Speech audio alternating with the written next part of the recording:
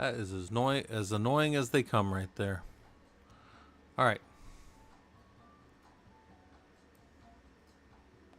That is as annoying as it can happen. All right. I'm back, guys. That's super annoying. My laptop literally just fucking froze on me, and I went to a black screen. I couldn't get it back. Couldn't do anything. So that was about literally as annoying as it can come, right there. So, all right, we're gonna keep going. Anybody that's back, I guess you're back. Anybody that didn't make it back, well, hopefully they're out having fun other places on the internet. But I'm gonna keep going with the labs. I'm gonna drop this over on the YouTube side. And I'm going to pin it over on the Twitch side. Fucking A, man. Stupid ass laptop. Might almost be time for a new one. Anyways.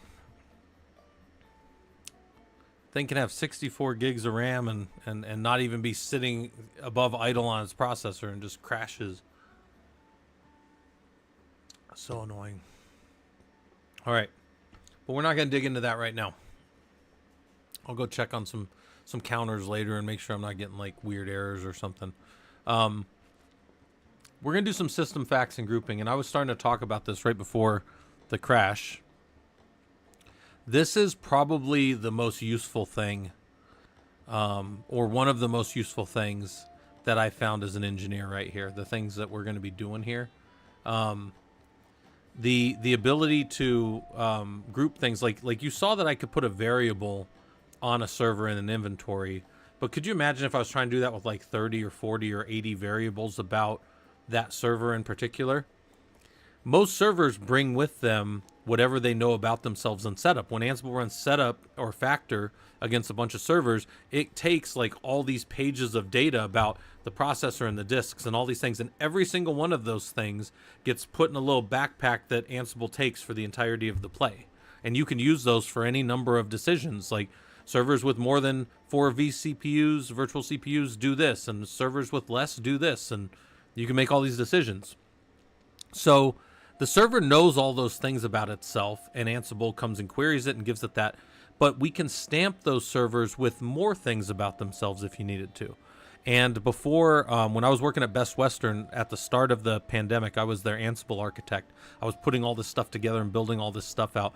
They were heavily a chef shop, and one of the things that me and Pico did, he's still over there, I got actually downsized as part of COVID efforts with them. I was one of their 600 and something contractors, and they just chopped us all one day. And, it happens, it's business, but it didn't matter how good you were. Even if they liked you, which they did like me, they just weren't going to keep on any contractors, so they let us all go.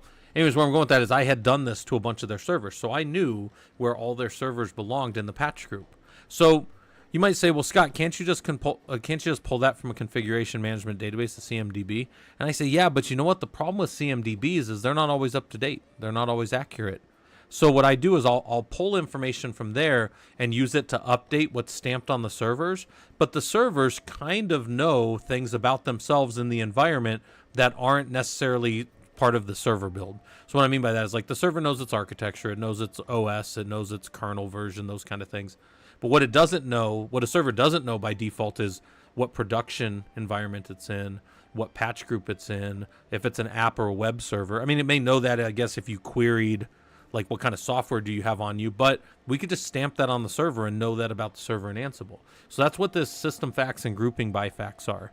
We can know a bunch of things about the server and then put it in different groups and execute different things against it by doing that. So this is something for us to play with and think about. All right. Again, super annoying about my damn laptop, but it is what it is. We work with what we got, guys. It is what it is. So, all right. So there's our lab. It's pinned. If anybody wants to do it with me, here we go. Lab activities. Your team has decided to stamp variables to your servers so that they know information about themselves relative to their job functions. That's what I was just saying. So we'll cat root hosts, and then we'll cat root custom fact path, or custom fact push.yaml. And this is going to do something very similar to the last lab where we did the message of the day push, but instead it's going to take this patching fact for prod and push it out to the destination, and it's going to push the dev one out to the same destination. So the destination's exactly the same, regardless of if it's prod or environment, or prod or dev. But up here, before we do all that, those servers don't have Ansible on them.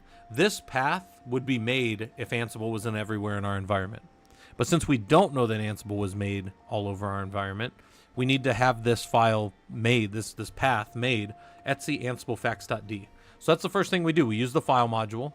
We make a directory at this path. That's all that does. Easiest little thing. By the way, if we rerun it, it'll see that it's there and it won't change anything. That's one of the nice things about Ansible. So we push over the prod patching fact if we're in prod. There we go. And we push over the dev patching fact if we're in dev. So we looked at that. Said you may note that the host file has variables set that we will be using to push the correct files in our first playbook. Or, we'll be using to push them. In our second playbook, we will be grouping those facts that the playbook can dynamically pull facts in groups by those facts that the servers know about themselves in the environment. So before we run that, let's go look at one of these. Let's cat root prod patching, and then let's cat root dev patching fact. So here's the JSON. By the way, I think I asked it over here. What's the file type? And I think I say it. How are they familiar, or what? How are they same? How are they differ? So I want you to think about that for a second. How are these similar, and how do they differ? And they are similar in that they are both JSON. They both have the .fact at the end of them. Ansible requires that in that directory to read it. So if they were anything else, if they were but this is funny.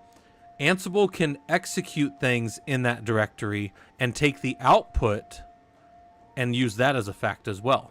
So if these were executable, Ansible would try to execute them and then take the output. So you can use it. You say, well, Scott, could I dynamically find out facts about a server as I run? Yes, you can. That is the thing. That is the next thing. We don't do that in the lab, but that is something that could happen if you wanted to. In fact, I've found that out before, where we were putting these files in and they were too permissive. They were actually, they thought they could be executed when we first dropped them in. It was when we were testing it. And Ansible was having problems because it was trying to execute them. So if they're executable, it will try to execute them. All right. So let's push it everywhere. Let's see what happens. So we catted all those things. We looked at all the pieces. And let's run that playbook. Okay. And whenever we run a playbook on our environment, we see what happens. We had to create the facts directory. Then we pushed over the prod patching fact and the dev patching fact to the right nodes. So that's what that tells us. We don't have any unreachable. We don't have any failed. There's no red on the screen. That's pretty good, right? That's always nice. And this all looks good. This all looks kind of like what I want. So as we do with a lot of these things, we immediately rerun it. I like to rerun it to see what happens when you run it the second time. Does it just tell me everything's good? Well, it didn't have to make the directory again. Didn't have to push the facts for prod. Didn't have to push the facts for dev. That's good. What if I SSH? Watch this. What if I SSH to, whoops. Oh God, if I get my hand in the right place. Node 01. And then I rm-rf etc Ansible. Just delete everything.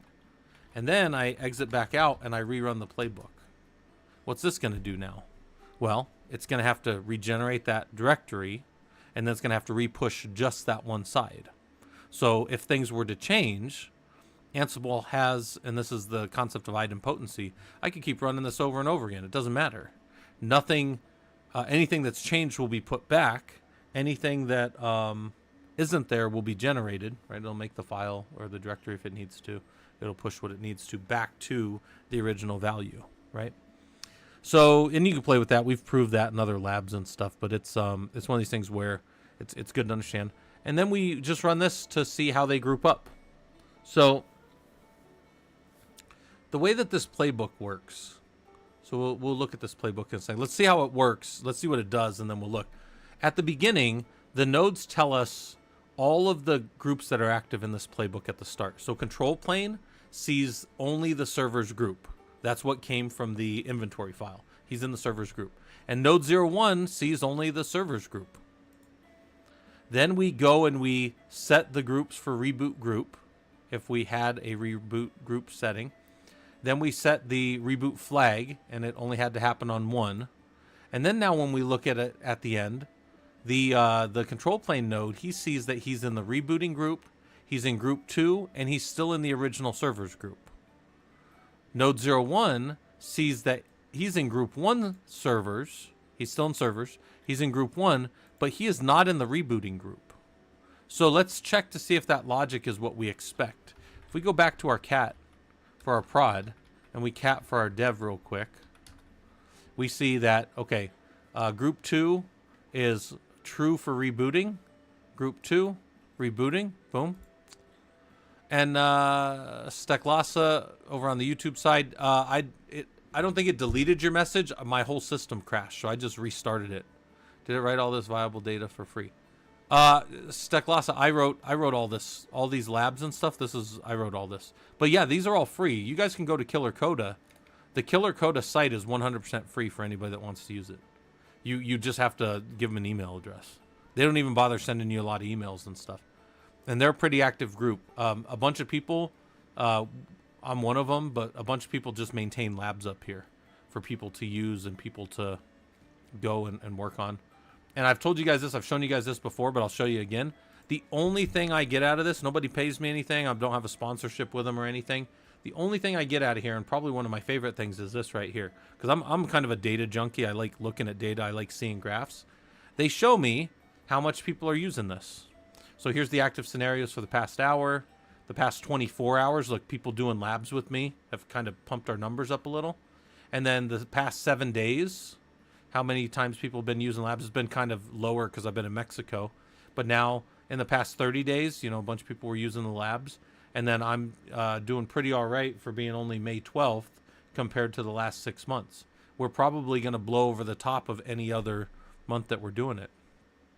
Yeah, and then also if anybody's still here, well, anybody from the NEASCII raid probably is gone already. But if anybody's here, I apologize for that. Right, I think as you guys raided in, I crashed. My whole server, my whole laptop at home crashed. But yeah, that's what I get out of this, is I like to look at the numbers. I get to see what labs people find interesting. You know, what people are using. It actually kind of orders them for me as what's the ones people have used. It looks like people are using a lot of HashiCorp lately. But I get to see how much people have been using stuff. All right, so anyways, then there's Ranger. How's Ranger? Oh, God damn, I'm not going to mess with Ranger Cam right now then. All right, so we hit check here. And it says, look at you learning Ansible. You push custom facts and then pulled them into different host groups, and you solved this challenge. So we did all the pieces here to start with nothing on our servers. They came up with just the groupings that they belong to, and then they pulled out these facts about themselves, and then we could use those facts to decide what gets installed on the servers, all kinds of things, right? So there's all kinds of things like that are valuable, I think. So there's that.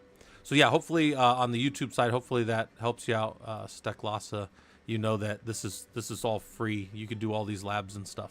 The book over here, this thing does cost something, but while I was writing the book, I put a lot of the pieces of it up in our Discord. So if you go to like if you're on our Discord, Discord's free, by the way. Just hang out in there. A lot of the stuff as I was writing it is actually in its kind of its uncompleted state. It's kind of up here in the like lab section. I'm pretty sure it's in the lab section. Just different things that I was working on. Yeah, so this was questions about like the Ansible labs and the Linux labs. It's kind of like a start of a lot of that. And then the book itself is over on LeanPub for anybody that wants to use it, you know, that way. Now, so if you've done this lab with me, I'm going to do the same thing I've been doing this whole time. I'm going to pull up my little hourglass. Get my little hourglass up and say, for 5 minutes, I want you to think about the lab. Think about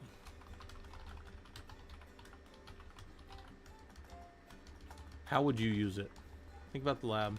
How would you use it in the enterprise? Okay. So we'll hit that. I'm going to turn myself off for a second. These are the questions right here that you would ask yourself as you kind of look at that lab. You think about, can I change the way that these things work? And then see if any of these questions give you problems, okay? I am going to fix... I got to fix something real quick. What was I going to fix? Excuse me. I had something I wanted to fix over here. What was that? Oh, yeah, my stupid music.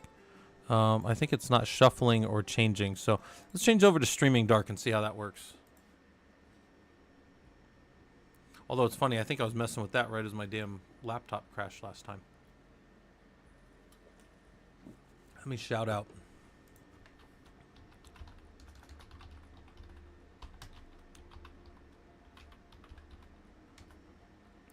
Yeah, if you guys don't know any ASCII, they rated me right as I crashed, and I apologize for missing that. So gave a shout out back over there to them. That's only on the Twitch side, but on the Twitch side, you know, follows are free, so feel free to follow over there. And I'm sorry for the system crash 20 minutes ago. That was a fucking nightmare. Jeez. But you guys have 3 minutes and 37 seconds to work on this lab and think about it, and I will be right back. I'm just kind of, I like to take breaks in between labs because I kind of get all amped up. I'm going to take a walking break real quick. I'll be right back. Yeah, and Jacob, if you also, so he said definitely going to immerse in the labs before you start your sys engineering role. Are there any other resources you would recommend in preparation for that kind of role? Jacob, we have a lot of stuff down in our Discord, and yeah, I would just tell you to find a group or find, you know, people talking about this stuff. And I tell you guys all the time, if it's not me, find somebody else. You know, find some group that you guys want to work with. If it's not the professional Linux users group, there's all kinds of other groups out there, and just find people doing stuff that you're interested in. We used to have a place out here called Charter, and they were a mental health place, and they would say, if you don't get help at Charter, please get help somewhere. That was always in their ad. And I tell you guys the same thing. If it's not us, if it's not our group, find somebody. There's people out here trying to set up communities of people and communities of, you know, how to pass this information along to kind of the next generation. So find people doing interesting stuff and go hang out with them and listen to them talk. And, you know, eventually next thing you know, they're going to be asking you, hey, how'd you do it? You know, and that's mentoring. So, all right, I'll be right back.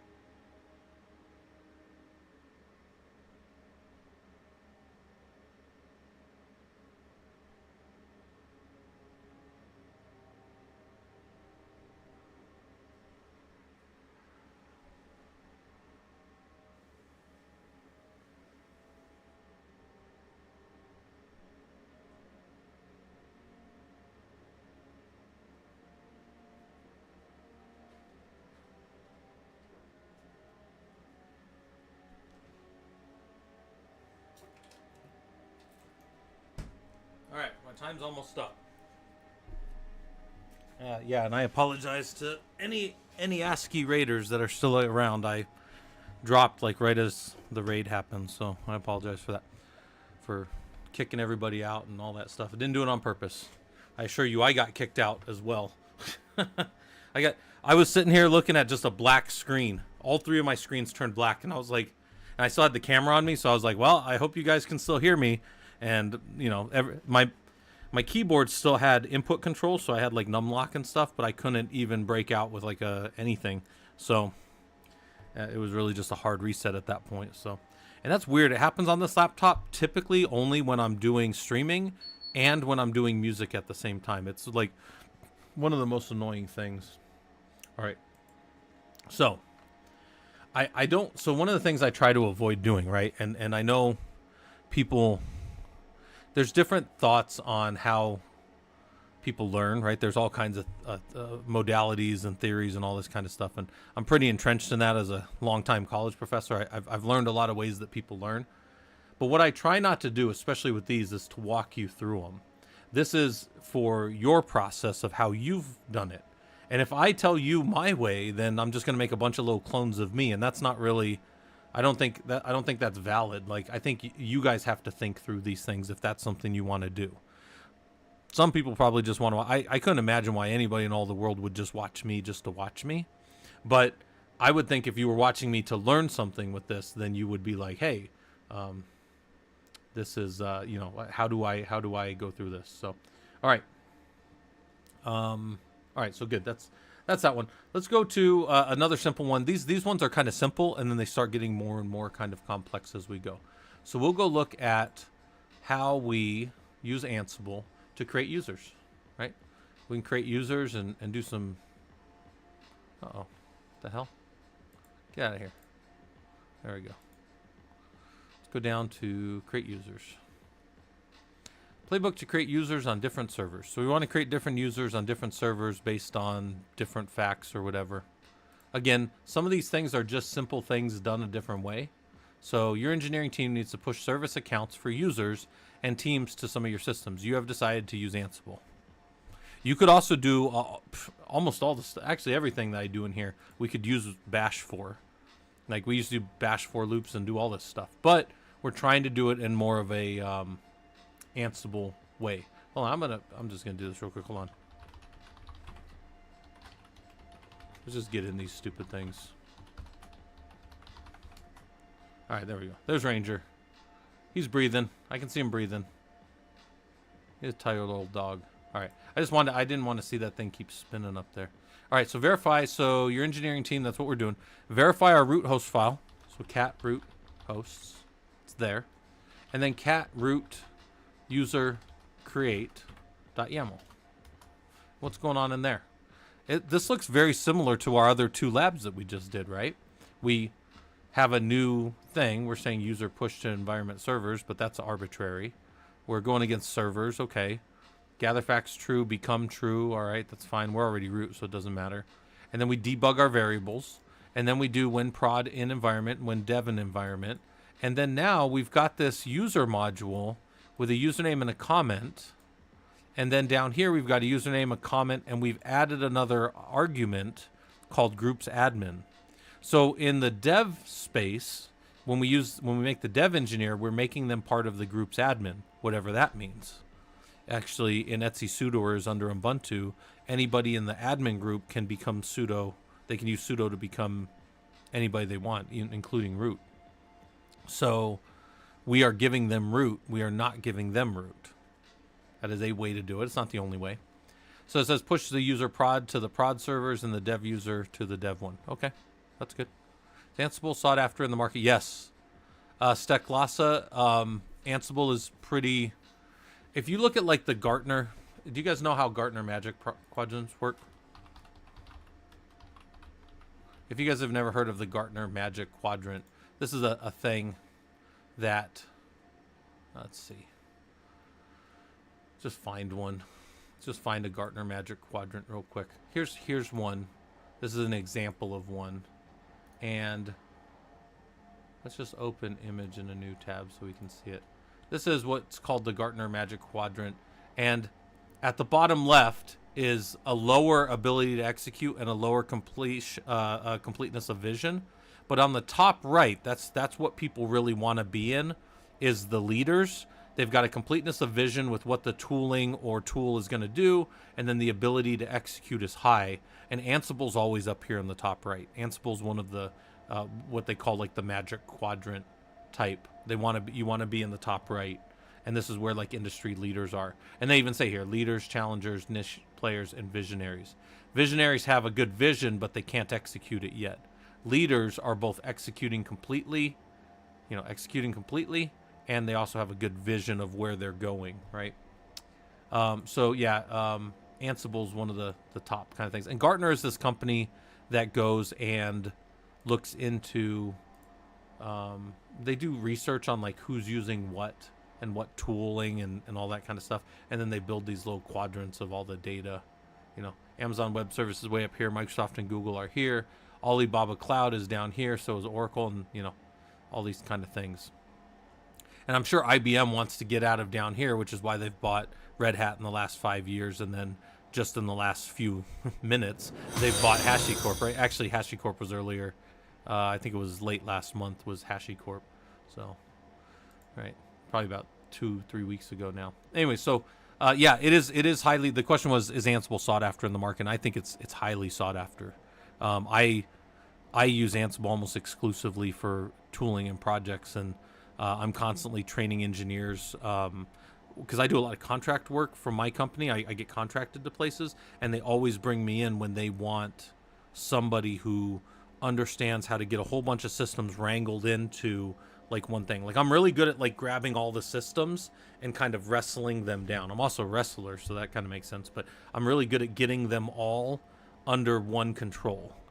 And I often talk about it like I've come into a lot of environments where like the stagecoach is still running, but there's nobody sitting up there in the driver's seat.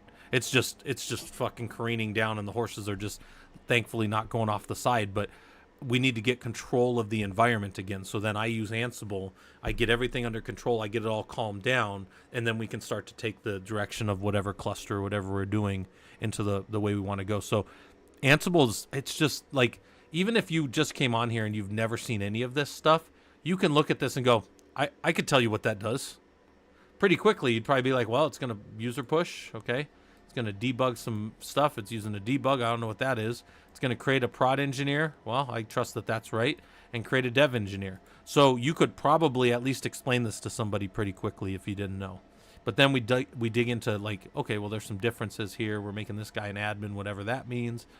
And then again, like I tell you guys all the time, one test is worth 1,000 expert opinions. Let's just shoot it over the wall and see what happens. Let's just run it. Why sit around and argue about it? Let's just run the damn thing. See what happens. What's that? Jacob, you're curious how contracting works. Do you work under a company while accepting contracts, or are you self-employed? Jacob, I'm employed by Redline. They are my company that I work for. And then I am contracted. They have contracts with government entities, and then we're sub on some like NOAA, National Oceanographic Atmospheric Agency, some NASA projects, and some other stuff. So I typically get assigned to whichever ones they need me on. In the case of like the one big college that I work for right now, we rebuilt in the last year. I've rebuilt their team from only 2 people to we're up to 8, and then I'm kind of the contractor sitting off to the side. And then probably at the end of not this month but next month, they're probably not going to have the contracting funds for me, which is fine. And I've basically built their team back up, got it all handed over to them. Everything's much more clean than I got there. And then I'll move on to, I'm going to go to a NASA project probably. If they can't find work for me, then they've got some other things that I can do. Or, you know, I mean, I still teach and stuff like that. It's possible with a full-time gig like that you could be let go. In fact, some of our engineers that actually work with us here also work with me at Redline. They could potentially be let go or have been let go. But then, you know, it's not like they're not rehireable and not like they couldn't come back. So for me, I'm a full-time employee, but then I just work on different contracts that are available. And Redline's a really pretty good company. I think they're very solid and very stable. It's just, you know, when you work in the contract space, you don't always have work, you know, that kind of stuff. The NOAA contract is like a 20-year contract though, and they've got like 15 more on it. So like that's not going anywhere anytime soon. So I could be going back over to that. I could be doing a lot of stuff, right? It just depends. Anyway, so where we're at. Somebody asked another question. Hold on. Is this then the same thing as SAP is for CMR, CMS inquiry? I have no idea what SAP is or CMR. I've never used it. I've never used it at all. So I'm not sure. But my best description for Ansible comes from this. If you guys want to hear my description for Ansible, it comes from this right here. Where is my Ansible moving towards automation? This is it right here. So this is from a talk I did. This normally isn't in dark mode, but we'll just leave it in dark mode for now. What does Ansible do? It's a configuration tool that runs agentless in an environment. That is huge, guys, because agentless, man, most of the tools that compete against Ansible, and let's just name them, Puppet, Chef, Salt, Puppet Chef, Salt, and what's another one? They are all agent-based. You have to have an agent on all your nodes. And if that agent's down, when you push updates, you can't get an update to that server from that tool unless you get that agent back up. Ansible is completely different. Ansible doesn't need an agent anywhere. Every node is answerable. That's where Ansible comes from. It can talk to any node. It connects over port 22 by default to Linux systems. Windows systems, it uses a WinRM. And I was telling you guys earlier, I used to manage about 5,000 servers at AAA. Anywhere between 1,500 and 2,000 would be my Linux boxes, and then about 3,000 to 3,500 would be my Windows servers. So there's some differences in there, but about 5,000 at any given time. And my Windows were WinRM 5985 and 5986 if you're using certificates. But then I would connect to the servers. I would do whatever kind of configurations I needed to, and then drop out. In the Windows side, I tended to just push PowerShell over and run PowerShell scripts because just the easiest thing that's always valid. And then Ansible was really at that point just a cannon launching shell scripts for me. But that was perfect. That did exactly what I needed it to. And then I would just get return codes back and I'd be happy. Some people don't want to do that. There is other, depending on how in depth you need to go on the Windows side, you could do that. Seklasa asked, are the Killer Coda courses set to meet an end goal real life project at the end? We do a lot of real life projects, Steklasa, but they are all standalone, but they do build up. So let me show you an example. Over here in our Discord, we've got the presentations. And in the presentations, you can go and look at different presentations and stuff. But one of the things I did, it's projects. In our Prolog projects, there are the monitoring deep dive guide and the project. So they're in here. And this is also on YouTube. But the deep dive project and the deep dive labs. And when you go through these, there's a YouTube video on these as well that I did. They have you go through some of the different labs and you find how to build a whole monitoring solution. And then the monitoring solution starts to end up looking kind of like this. Let's see, 218. You start to get stuff like this, and then you start to get some of this, right? So then you've got this different stuff that's kind of going on in my home lab, and the different security stuff that I've got going on. And then, Ranger or whatever. You don't get to monitor Ranger in any of those labs, but understanding how the data are flowing in here is very important to being able to build out like a big monitoring project. So that's something that I do. And also, the Discord might not work on the YouTube side, so I will put it on the... Give me a second here. I need to figure out how to set that up over on the YouTube side. But that's, there's that. And Jude, that's exactly what Ansible's great for. Is I use Ansible to make all the environment exactly the same. So that's kind of one of my things. So that's one of the things that people pay me for, is to do that. So, all right. So let's do this Ansible create users. Let's push this. Let's see what happens when we do this with our project. Let's make sure all the things work like we expect. And there's our Killer Coda stuff. All right. So we pushed it. Let's run it again. Let's see what happens if we run it twice. Does it have to remake those users or no? That's an important thing. It already found the user there, so it doesn't need to change anything. That's important. And then I said, let's just go check. Are the users as we expect? There's our dev engineer. Dev engineer is in the admin group. And then over here on the control plane with prod engineer, he is not in the admin group. So that makes sense. You could also do this.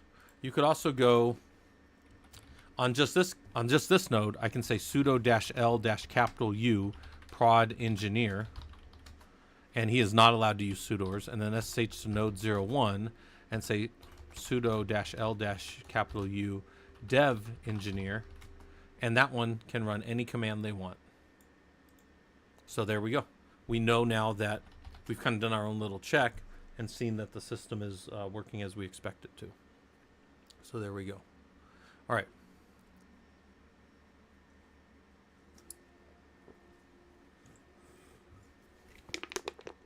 So that's the lab. We hit check. It says, oh, there's actually more. I'm sorry, there's more. I said verify your root user key add YAML file. So we're going to look at, we're going to generate the keys for these users. We're going to give them their key value pair that then they can share in their environment to everything they have permission to. So we're going to cat root user key add. And it says that it's going to do all the same things that it did before and create those users, but they're already there. But now it's also going to generate a 2048-bit key form as well. So they're going to make a new SSH key file of ID RSA type. Now, one thing about that, it will overwrite the one that's there. And we can verify that to see. But it will also make a public and private key pair. So it'll make a ID underscore RSA, which is the private one, and the .pub as well. And we can verify that. And we're going to generate that for the users. So let's push this. Let's run it. Generate those keys for them. Now it'll have to make them the first time. Actually, let's run it again. Does it remake them or does it just say okay? I think it's going to say they're okay, actually. So I take it back. It does not recreate them. So that's good to know. In fact, that was one of those things where I say one test's worth 1,000 expert opinions. We could have sat here and argued all day that it did or didn't, but I see that it doesn't. It just says, well, it's already there. I'm not going to change it. And then if we go just look real quick at their keys, we see that there's an ID RSA and an ID RSA.pub. And that command that I used to run that was just an Ansible. This is a little ad hoc, quick little diddle, right? At Ansible servers -I root hosts. So it's going to hit all the servers in root hosts. Shell is -A. The argument is ls any home engineer.ssh, which is only the two nodes, right? The either the prod on the one server control plane or dev on the node 01. So that found anything in there called any type of engineer. So there we go. We pushed it. We got everything where we needed to. One thing we might want to do is do an ls-l to see, did it also assign the correct permissions? The correct permissions would be for an ID underscore RSA. So a private key should be 400, which should be read and nothing. And ID underscore RSA.pub should be 644, meaning I can read or write it, and anybody else, so read write for me, read for everybody else. So there it is. The first one is read write, so it's 600, and the other one is 644. That's what those are. That's how we read those, right? So those are the permissions that I would expect them to be. So it's good. Okay. Then we hit check. And then I say, look at you learning Ansible. You created users and put them in their directories. So right here, I'm going to pull up my little hourglass again. Pull up the little hourglass, and I'm going to give you guys 5 minutes. Think about the lab. Read in the links. Read the digging deeper links. All right, so I'm going to turn myself off here. You guys are thinking about the lab. Here is the Ansible user module for you guys to dig a little deeper into and go read. So you can go spend a little time in there kind of hanging out and reading about a little bit of this stuff. And these are the questions that I would want you to think about if you had just done this lab with me. These are the things that you would be thinking about. So spend the next 4 minutes and 32 seconds. I'm going to sip some water over here, and you guys would hopefully spend a little bit of time thinking about this.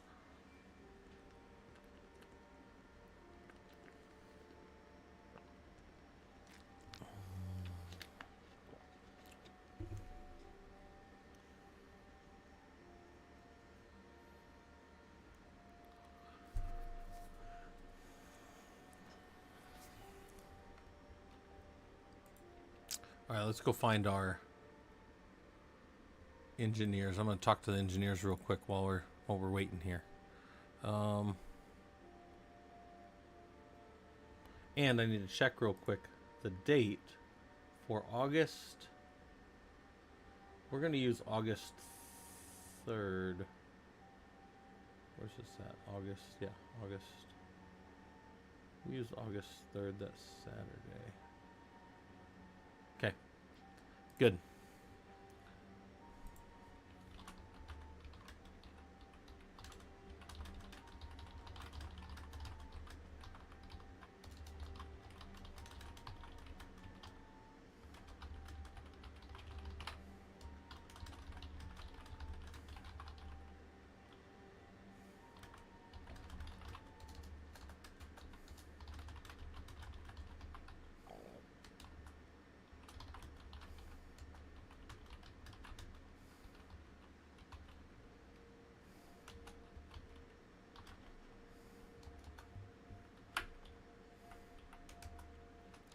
All right, you guys are working on that. I am doing this 11 to 12, 30, 1, 2, 30, 3, 4.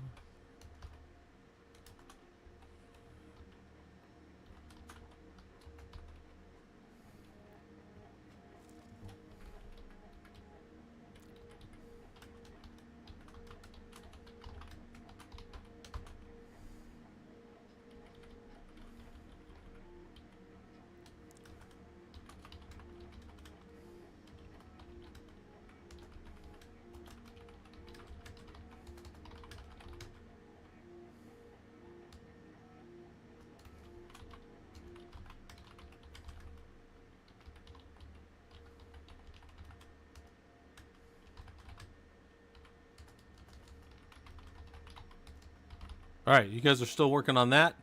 Feel free to ask any questions or let me know anything you guys want to play with there or clarify, and then we'll get on to the next labs here. All right, August 3rd. Who's willing to talk to the engineers? I'm going to have some... So we're going to do some presentations on August 3rd.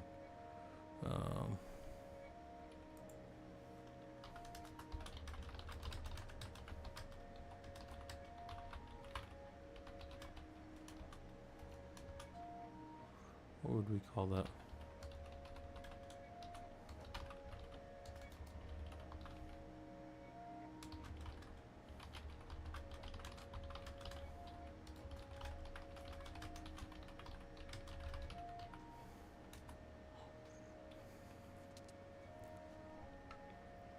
All right, get out of there. So we're going to be doing the next lab here in a second, but you guys are still on this one for another minute or two to see if this is... I have the old lab still pinned. Oh shoot, I never even pinned this lab. Oh well. Never pinned the new lab. That's fine. It's fine. We're doing it live, guys. This is us right here. This is us. We're doing it live. Some of you guys haven't been around long enough to see all of my silly little things, but I have quite a few of them. But I'll pop myself back up. We'll be going on again here in a second, and we'll be getting into the next part of lab. Sundays are all lab days, guys. If you ever pop in here on a Sunday or you ever watch something from a Sunday, we try to just do labs, except for when my laptop is crashed, and then we just get real mad and yell a lot, and then we come back on and go back to it. So what's the next lab? The next lab is going to be package management. Let's do some Ansible cleanup type stuff. All right? And then I want you to think as we're going through this about some of these pieces. So I'll link this lab to you guys. And it's 14, package management.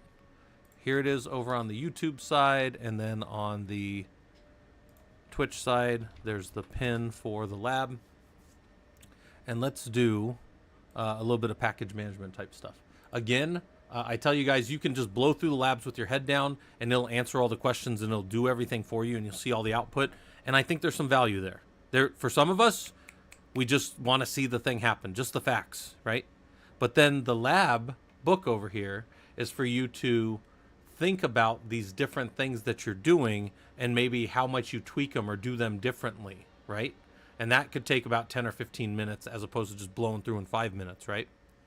And then the digging deeper is, well, can I change the way, or can I really spend some time looking for which of these is better and read some stuff about the apt module and figure out, like, for long executions, because a lot of times we'll do package management against thousands of servers. Well, one of these takes minutes per server, and one of these could take tens or 20, maybe even half an hour per server. So one of these is in the single digit minutes, and one of these is in the almost an hour per server, depending on what you're doing. Which one of these is better? Well, not with just this example, but I'm saying in the execution of it, especially with more and more packages, one of these becomes much slower than the other. But they both work. Both of these are technically correct, right? So, anyways, my point is, as we do these labs, if you're looking on the right side, you're thinking through, what am I learning here? What am I doing? How am I holding this in my hand? How am I grokking this, right? Grokking is the idea that, like, I know a thing. It comes from an old, who was the guy that wrote that? Oh God, it's that there's an author who wrote. Somebody here always knows. Somebody always tells me who he is. It wasn't Albert Camus, I don't think, but it was. Anyways, he was writing about. It was a word that the Martians used to understand a thing. It was a sci-fi book from like the 60s or 70s. I forget his name, but anyways. Lab activities. Your team has been tasked to update all the servers in the environment to maintain risk or compliance with your GRC team. You will hear GRC all the time in the systems admin and systems engineering world. Sometimes they will be your friends. Sometimes they will be your enemies. They are the governance, risk, and compliance security team. Most of you will just think of them as a headache because they will not talk to you except to try to correct you, to try to get you back in line with your servers that you're over here wrangling servers and trying to keep them working and stuff.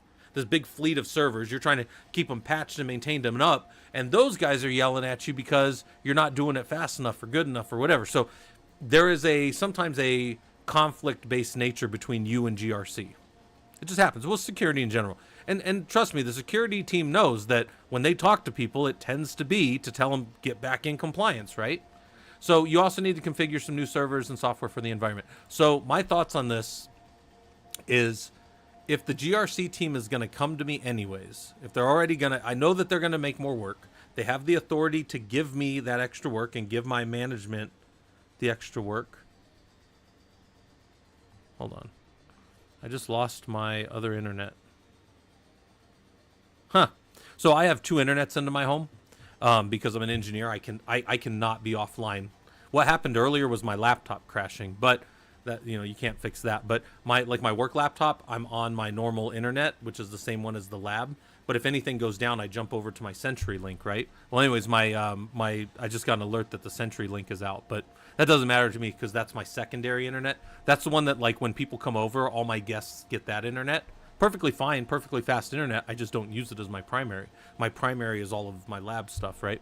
Anyways, I just got an alert that it was down. That's the first time that's ever been down in all the years I've been using it. But anyway, so you need to configure some new servers and software for the environment. How you get the work is less important than that you're ready to do the work. Because if you set something up like what we're going to do here, then it doesn't matter what they give you. You just go change the package list. In fact, a lot of times I offload the package list into an environment file, and then I can just do it whenever. Maybe if we have time, we'll do that here. But it's pretty straightforward and simple to do. So your team has been tasked to update all the servers. You know how to do that. All right, so we cat root hosts, and now we have this new environment variable. So we've got an environment prod or dev, but now the servers are either an app database or an app web. We could have as many apps as we want, and we talked about this earlier. If you don't use that variable, it just sits in Ansible's backpack. Ansible kind of walks around with a little sack of all the things it knows about your servers. If you don't use them, it just doesn't use them. Just a little bit of memory. Just a little bit of memory until you get to thousands of servers, and then it's then it's more memory. But at first, it's not that much memory, especially in these smaller environments. But it is a consideration. It's the same kind of thing that I'm asking here about how we do this.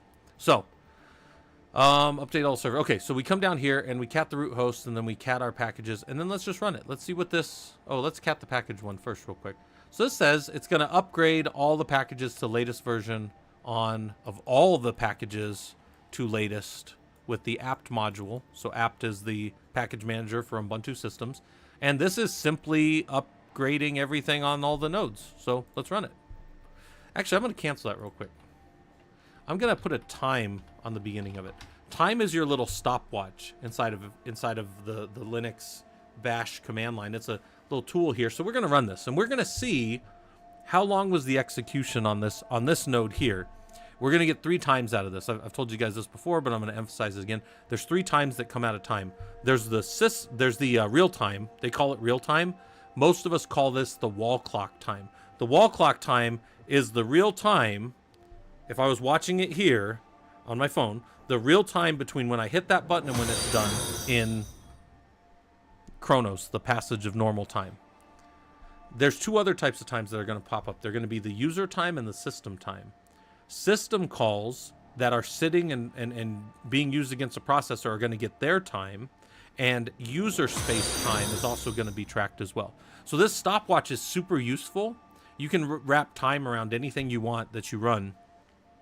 I use it often when I am engineering and I'm going to pass something off to like another, maybe my junior engineers or some other team, like I'm passing it off to the bridge team so that they can run executions. If I know something's going to take 5 minutes or whatever, I will time it and say the average time when I've run this in my testing was 5 minutes or 7.5 minutes. So go grab yourself a break because I know you're working, and go take a break and come back. This will be done, after about 7 minutes. And the reason I do that is because one of the worst things that can happen when you're patching or doing any of these other things is somebody, oh God, Scott's script isn't working, Control C, Control C, Control C, kill everything.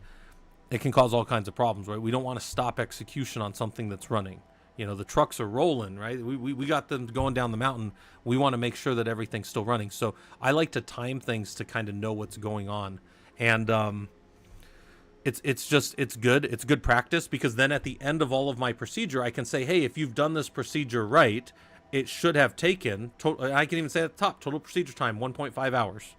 So when I'm gone on vacation, right, like I just was, nobody needs to call me because anything that I've done or shown somebody how to do, they don't have to get worried late at night. Like, oh, because I'll tell you guys what, minutes and hours pass differently when you're on a call or when you're on working late at night, right? Like you're sitting there and you're like, come on, I need to get this thing done so I can get to the next thing so I can tell the networking team they can do their part. And you're sitting here like frustrated because you don't know how long something's going to take. I think that it's nice to wrap our commands a little bit of time, with the time command. So that's why I threw that on there.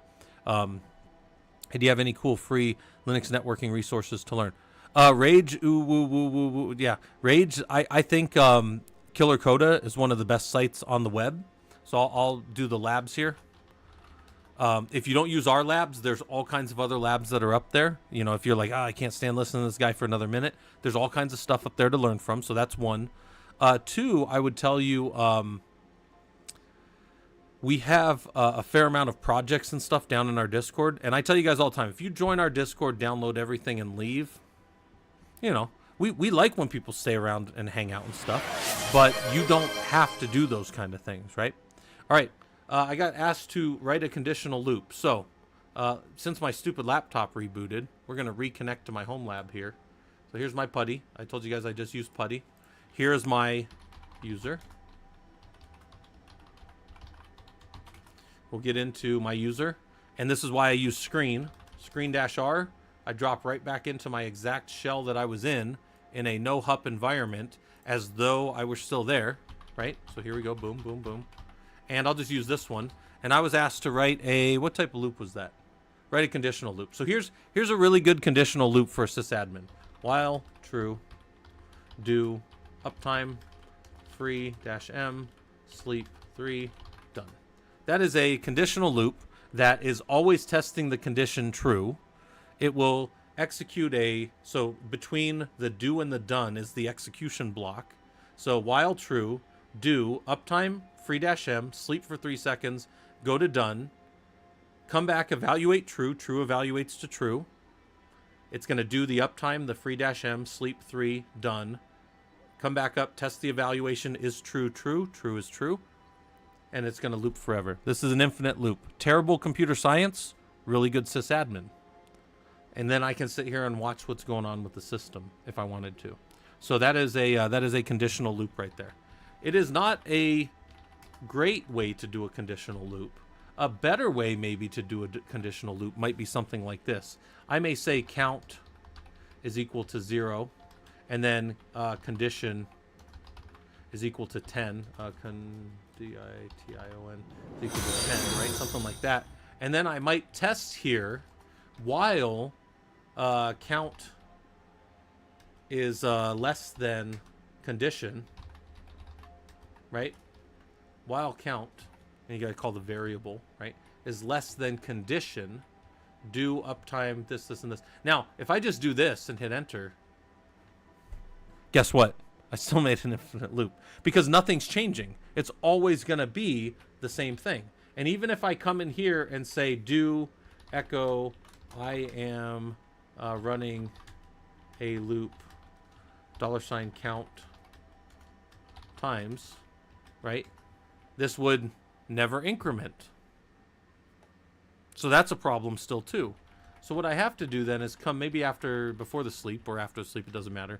I would say count I guess I can do it like this. Count plus plus. Whoops. That should count up now. So see now how count's counting up? So this will stop at a condition of 10. So we can sit here and watch that go only 10 times if we want to.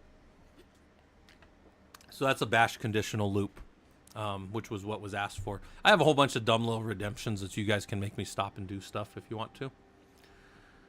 And that's a conditional loop. So if you've never seen one of those in bash, there you go. Difference between a conditional and a counting loop is a conditional loop, when it starts, nobody knows how many times it's going to run. It's only when the condition does or doesn't exist that the logic then tests to true or false. With a counting loop, something, a list, a number of increments, a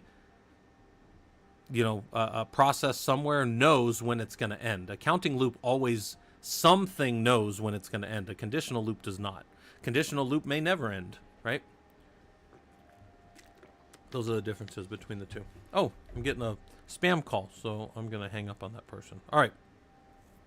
So that was that. And I'm back in my home lab now, so if we need to do anything over there. Real time, 6 minutes and 5 seconds. User time, only 38 seconds. 0 minutes, 38 seconds. And system call time, so this is user calls against the kernel and system calls against the kernel, barely in the seconds. Which makes sense because Ansible's a tool here, but the major execution time was on the far nodes. So on my side of the system, it was kind of chilling. Wasn't really doing all that much. Anyways, better run it twice. Let's try that again with a new time. How long is it going to take to do that check the second time? All the packages are upgraded. Even less time. All right. So we've upgraded all the nodes. But now we have playbook execution to add packages based on environment variables. Now we have to customize these servers in some way. Maybe these are 2 brand new servers. And we've got to install some packages on them. So now if we can debug the app variable. And if you're in the web app, so if your web variable is set, come up here. Come up just a little bit. Web is here, so node 01 is going to get that first block. And if your app is DB, you're going to get the second block. And then here in the apt module, we have package with a list, Apache 2 and PHP. And then down here we have apt package MariaDB server and MariaDB client. State is present, so it's going to loop over them, and it's going to install them inside of the apt module. So it's going to basically just install these on the 2 machines. So let's run that real quick. Then I say run it again to see that nothing has changed. See that nothing has to change. This demonstrates idempotency. That's one of those terms that people like to use. It's a mathematical term for when you multiply 2 matrices. The numbers that don't change are said to be idempotent. And it's an idea that just if we run something multiple times and it doesn't change, or it's safe to run multiple times, that tends to be what we use the term idempotency for. But what it means is something that doesn't need to change doesn't change, and something that does. That's essentially how we use it as in the system side of the thing. But it's a mathematical term, right? All right, so this is going to install. Give it another minute here. If you guys have questions, ask them, let me know. I will try to answer them as we go. We have a fair amount of people on YouTube, so that's kind of cool. Got a fair amount of people down on Twitch too, so we're getting stuff going.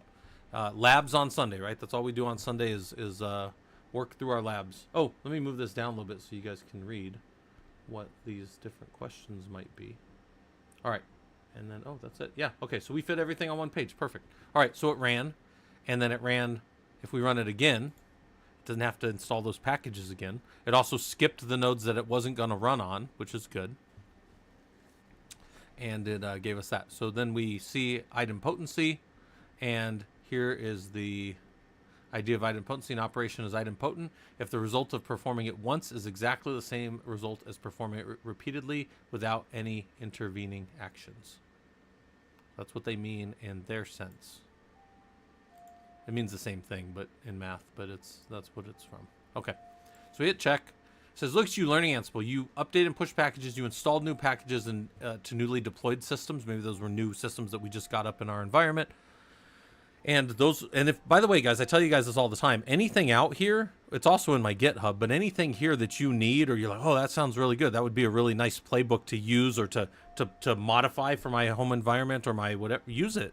I don't care. One, I couldn't stop you if I wanted to. Two, I don't want to stop you because like the if you guys have ever seen there's this meme and it's the two designers and it's like, hey, my design looks a little like yours, and it's like, no, you stole it from me. And then it's the two coders, and the coder's like, bro, I'm sorry, I stole your code. And he goes, dude, it was stolen when I got it. Well, that's how I feel. Like there's only so many ways to do this stuff right anyways, so it's not like and I'm not saying the stuff's stolen. What I'm telling you is, you know, if you took this and you said, hey, I could modify this and build my stuff in my environment, you're exactly right, you could, and you should. There's no reason to go redo this. And there's probably 30 blogs online that'll teach you how to do the same thing too. It's just, I feel like, again, with us engineers, once you see it and touch it, you're like, oh, that's it? I can do that. Yeah, you can. You can. You have all the power. All the power in the world. By the way, it's funny. A lot of people think I got a new mic, people that have been around before. I did not get a new mic. This is my same mic I've always had. I just moved it closer, so apparently it sounds better. So hopefully this sound is working for you guys. Although, arguably, hearing me louder is not better. But all right, so we're done with the lab. I'm going to put the timer up again as I'm off to do. Clear the screen here.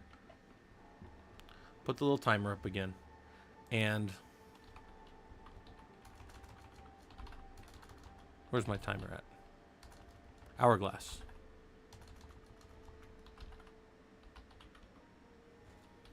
Where is that thing? Hold on. I can't.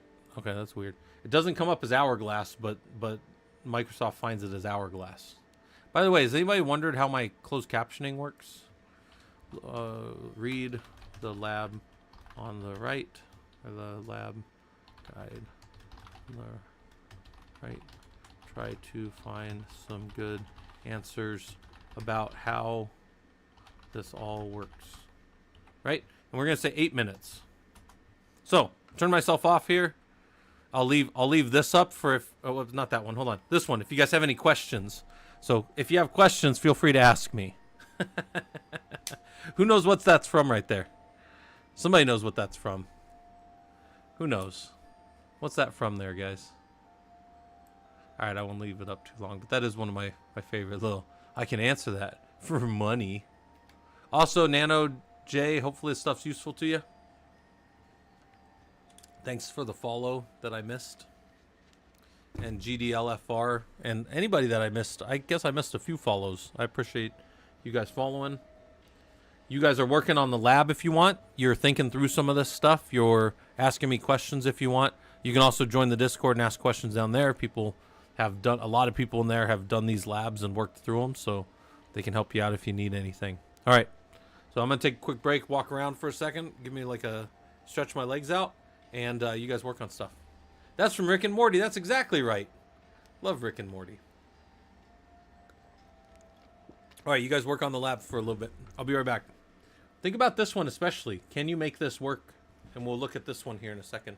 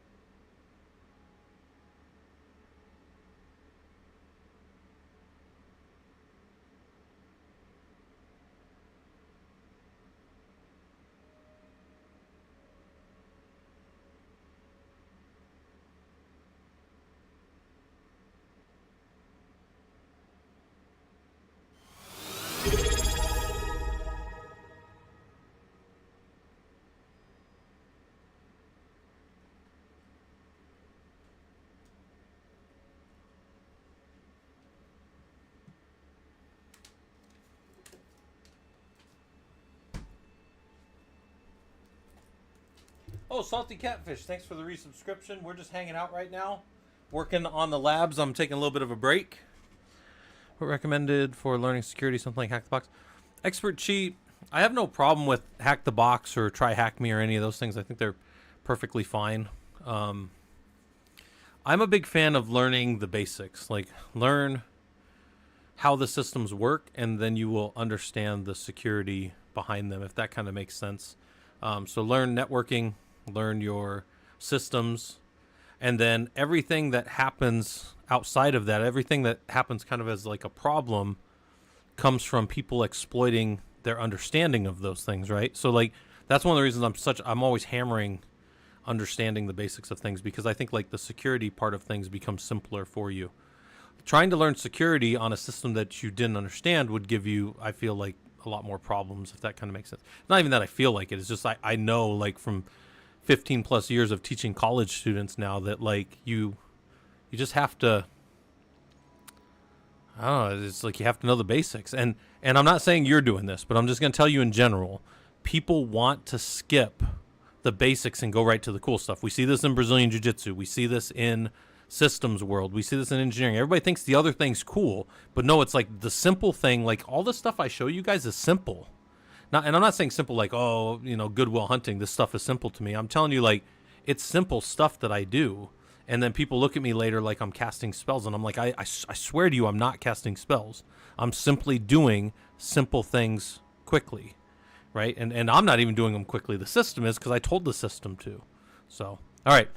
Quick little ad break. 3 more minutes of my break. I am around, but thanks for the resub, Salty. If you guys don't know, Salty is... I need to do a shout out for Salty. He is another streamer. I love watching his stuff. Shout out Salty. The Salty. And I know him IRL. We know each other. And he's been part of the Discord for a long time. And he's one of my trusted engineers. Like if I have questions about things, I go to Salty. So yeah, expert. I would tell you the first thing is to do something, anything. The worst thing you could do is just not do anything, because some people will just, you know, they'll see too many options and they'll do what's called paralysis, analysis paralysis. We don't want that. We want you to be able to do something, right? Do something. Don't just sit there and do nothing, I guess. All right, 2 more minutes. 2 more minutes. I'll be right back. We're gonna do some more labs.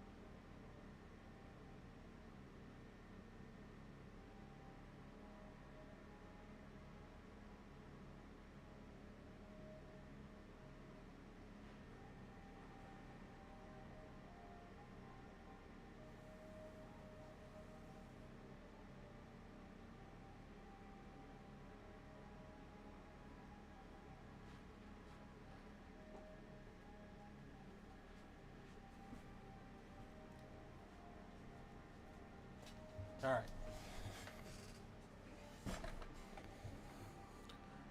All right, and then, yeah, sorry, guys, my stream crashed about an hour ago, too, so instead of being a really long Saturday stream like it should have been, or Sunday stream, should have been a really long Sunday stream, it is instead a couple of shorter Sunday streams. I was actually testing something today, too.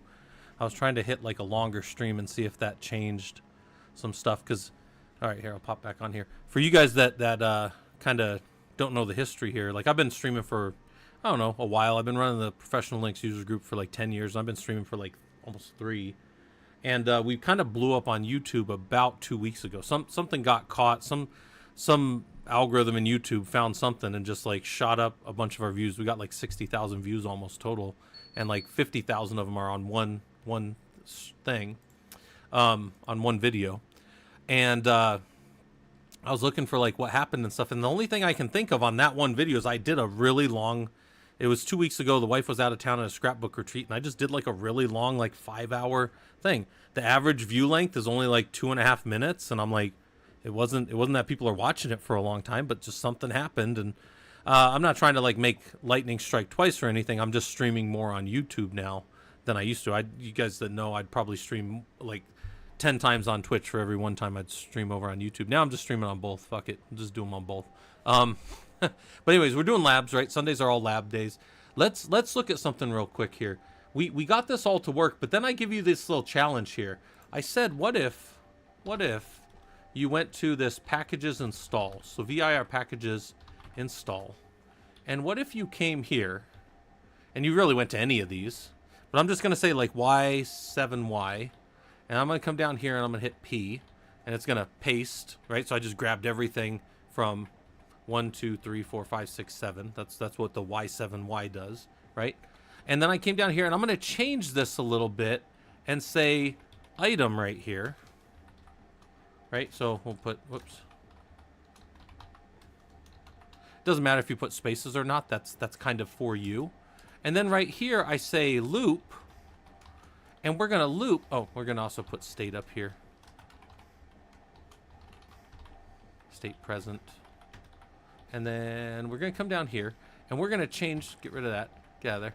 And then we're going to move this, that'll be right there. So we're going to say, let's do the same thing, but do it different ways. Doing well in the Terraform practice exam. Nice, Tomato. Oh, Tomato, did I ever give you, you're getting ready to take it in a few days. Did I ever give you that Medium article? Hold on, guys, real quick. Somebody said that they're getting ready for Terraform. That's you, right, Tomato? Hold on.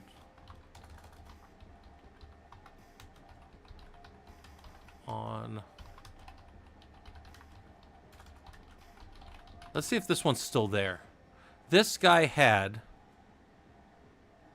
Found it on Discord, but it's for members only now. Huh. I don't know what that is. Oh, maybe on Medium you did? Ah, you got... I see. Well, this one was really good when I first saw it. It basically, the guy just kind of walked you through. Short of that, the next best thing I know, Tomato, is this. Is go to the Terraform cert, right? And for you guys that know, I recently just let my Terraform cert lapse. I let it lapse because I didn't really care as much anymore. But anyways, when you go to look at the cert, here's all the exam objectives. And one of my things is I make sure that I understand and can talk to each of these for about a minute to 3 minutes. That's one of the things I like to do when I'm getting ready for a cert. There's still just the 9 different areas, and I just make sure that I understand it from their perspective. Their perspective is right over here, typically, in the review guide. So you go to the review guide, and it's that same thing, but it's their answers. So this is oh, whoops. Hopefully that's there for you guys. Hopefully you guys can see that on both sides. But it's like, what do they call Terraform? What do they call? Because if I understand their way of looking at it and I like see it the same way as them, then then all the distractor, the other 3 question or the other 3 answers in the question won't matter to me because I'll know these individual things. You know, but these are the exact things that they want you to know. And then if there's any of these that you can't speak to in your head or out loud, I speak out loud when I do it. I'll be like, do I understand the describe the Terraform? Write, plan, create. Do I understand what that means? Right? What does it mean to write? What does it mean to plan? What does it to create as a workflow? And how does that work within my team? And then they give you the documentation on it. So you can be as ready as possible without paying for anything, more than you probably have. Maybe you got like a Udemy course or something on it. But this is I think a really good way to make sure that it's almost like you've set all your little pavers in and now you're putting that sand over the top that's got to filter into all the different areas. Deep paywalled Medium article. Expert Chi, you might have to drop that in the Discord because it doesn't show it to anybody else. You might have to drop it. If you don't mind dropping it in the Discord, I can pull it up. But let me show you guys this real quick. Let's come here. We've now done install MariaDB this way and install MariaDB this way. Now, some of you are very quick and go, well, Scott, hold on a second. It's going to either way either way that you look at this, it's going to skip over all of it. And I say, yes, it is, but we're going to see what happens still. I'm also going to do two other things. I'm going to comment all this stuff out, because literally this stuff no longer matters to me for the purpose of this lab, right? We've already done the lab. If you guys were here a few minutes ago, we did the lab. Now we're testing this, and we want to see this. So I'm going to do the first one first. I'll just comment everything out. I literally don't care. I know there's a way to do, I don't know all that stuff, but I can comment everything out. Escape :WQ, and I can run that packages install with our time. Packages install. So we're going to go up a few more. Actually, we're going to go down to, here's our install. And let's run a time on it, right? Because time's going to be fast anyways. But this time isn't really going to matter too much to us. But watch, it's going to run. And it's going to tell me that it's going to do the thing, and it's going to skip. And that's okay. By the way, thanks for the follow. Hopefully this stuff's useful to you. Let's change this up a little bit, because we want to know what's going on. We're going to do VVV. We're going to throw 3 V's on here. We're going to see all the connection info, and we're going to see all the things that happen, even down to the variable level of this. So, interestingly enough, when we just ran this, it ran and it went to the packages and it put both of the packages in there and executed them. Luca, you might have to put that down in Terraform. It won't pop up for us. It just gives us like 3 stars. But watch this real quick. That called, in the invocation, it called the module once with a list of all the packages underneath apt. So compare that to, so let's go look at our code again. So that's how it happened right here. What that means is it instantiated the apt module one time and passed it all the packages here in a list. Now let's do it this other way.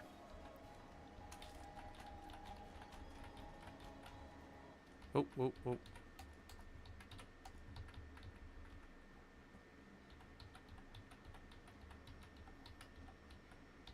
Okay. And comment out that guy. All right.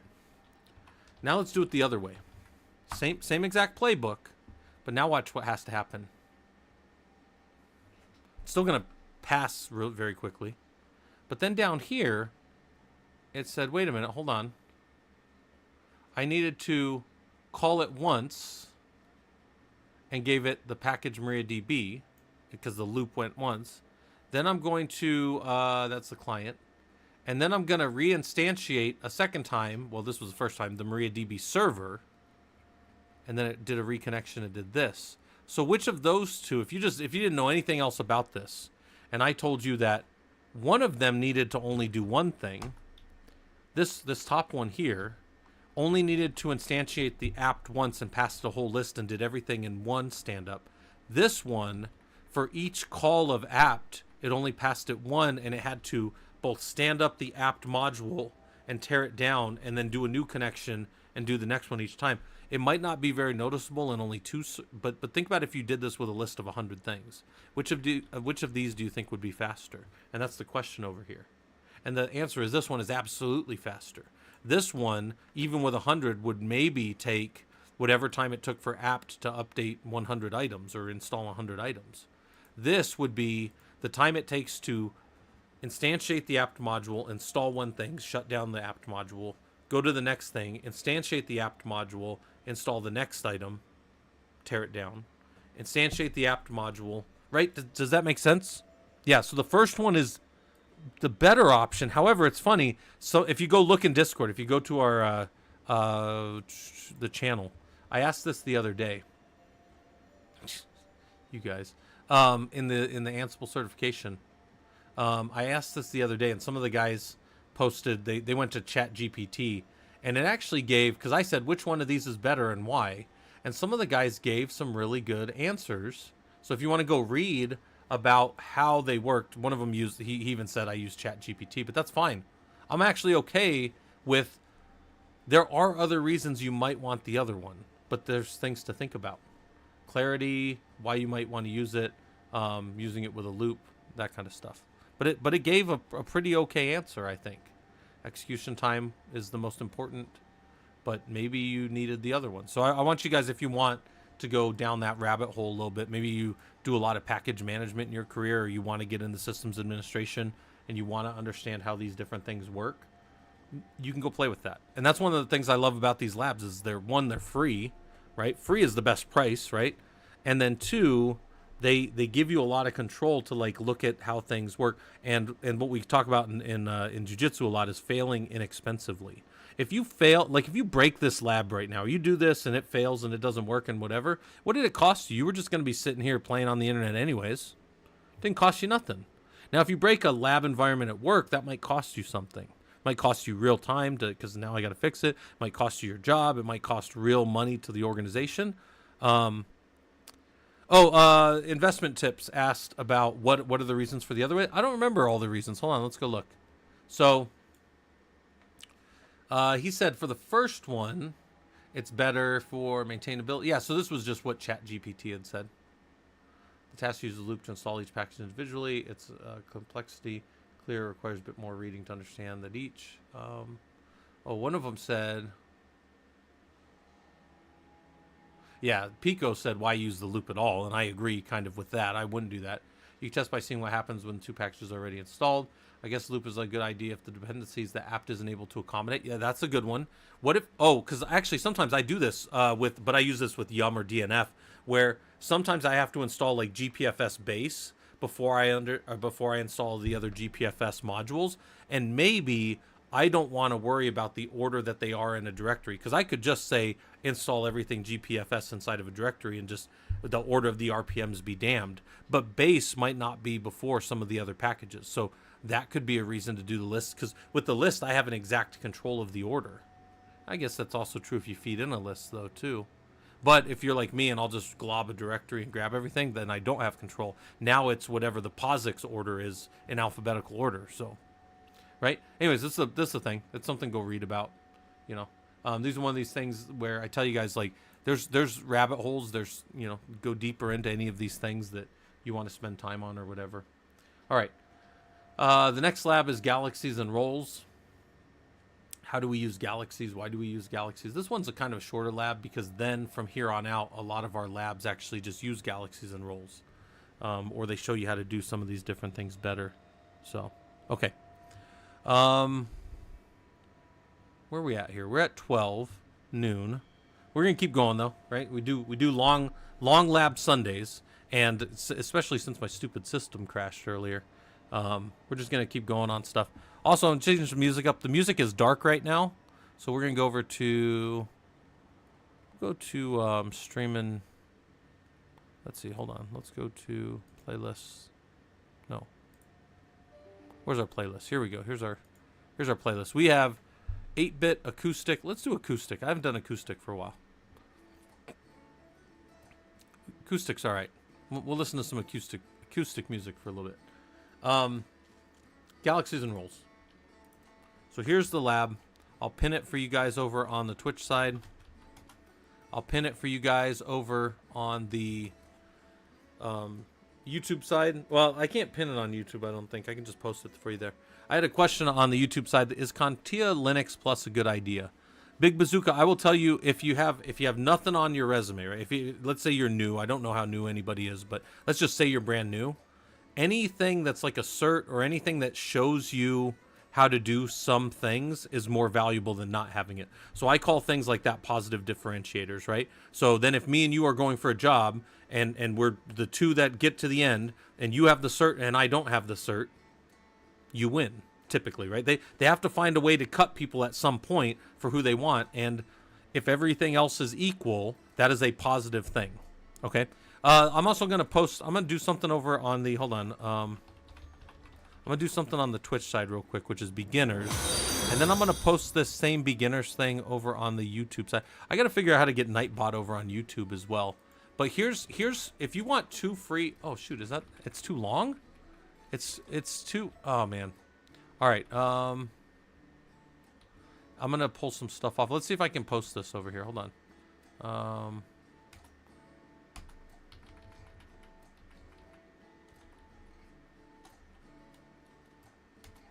There we go. Guys, there's a couple of links on the YouTube side for API Academy, which is free. And then in general engineering, like Six Sigma, if you guys have never used that, those are 2 free certs there that you guys could just start working on. Download all your videos. Nice. Well, Big Bazooka, we also have a Discord that you can hang out in. Discord's free to hang out in and talk shop with other engineers and stuff. I tell you guys all the time, the best thing to do, I think, is to get your hands on systems. And then the second best thing to do is kind of hang out with other engineers that are talking shop. That's kind of my thing. There's ways to do that where you go pay for it with college, but not everybody wants to do that. There's ways where you go pay for certs, and not everybody wants to do that. So then there's all kinds of other good resources online. And I've been telling you guys this today, and I tell you guys this all the time. If it's not our group, if it's not me, go find somebody.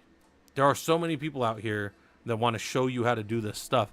My group just happens to be focused on Linux because Linux is something that's honestly, like, it's been very lucrative for me. I've been able to do very well in that space, and it's not because I'm some great intellect. It's because I figured out how to do things very simply, and I do things that are simple, and they just kind of keep working. And I'm like, this thing just kind of keeps working for me, so I'm going to keep doing it.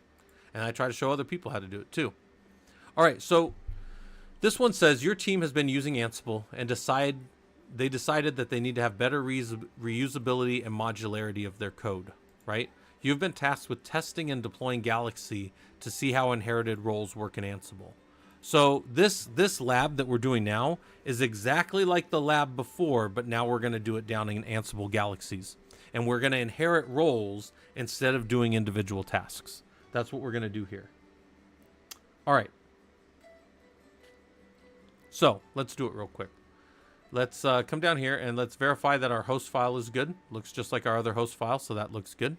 We're going to make a few directories, so we'll make our directory of root playbook roles, and then we'll CD down in there. That's good. Then we're going to look real quick and see that there's nothing in the directory. We do an ls-l, it's empty. We do a tree, and it's completely empty. Then we do an Ansible Galaxy init update. So we're going to make an update directory in there as a Galaxy role. And then let's see what was created. So let's do an ls-l.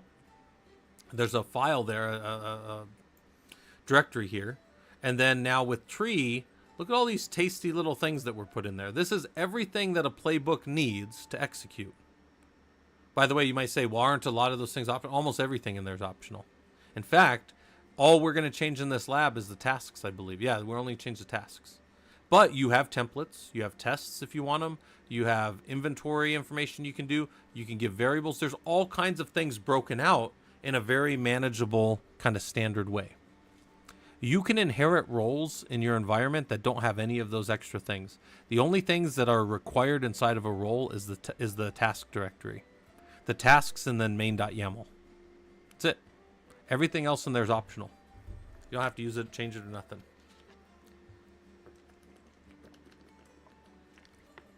But you can. You can change it. All right, let's do that same thing with the init install. So now we've got an update role and we've got an install role. Here they are. Update and install. This looks exactly like we just did in the last lab. We're doing the same thing from the last lab. We're just doing it with the we're doing it inside of Galaxies now. So let's go and let's make, we're going to update actually the, we'll look at here in a second. We're going to add all this. Control-Shift-V. Escape, :WQ.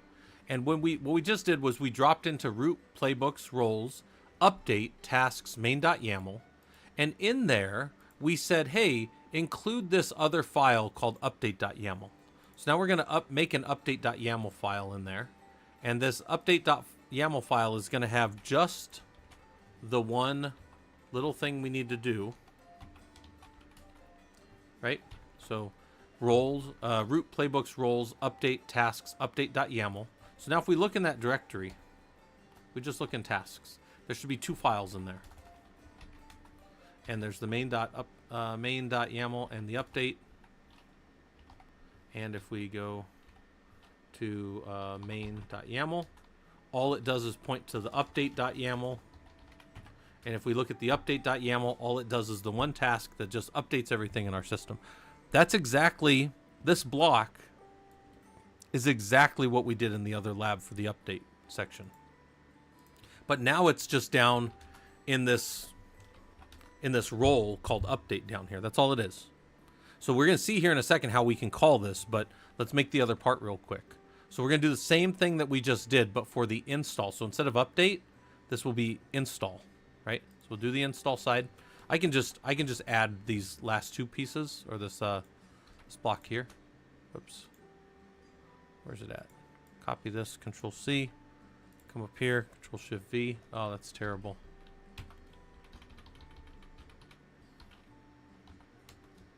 There we go. All right, include. We need this on there. There we go. Include tasks, tags. Good. That can be one like that. Good. And that should be fine. Okay. Escape : WQ. And then we're going to make the actual playbook that we just referenced.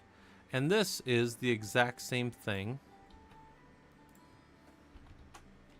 that we did in the other one for the update as well. So now, if we just sit for a second and think where we're at, down here in roles, we've got an install and update, and they're full paths. If you do a tree, yeah, control byte, I got kicked off earlier, man. Like my laptop crashed is what happened.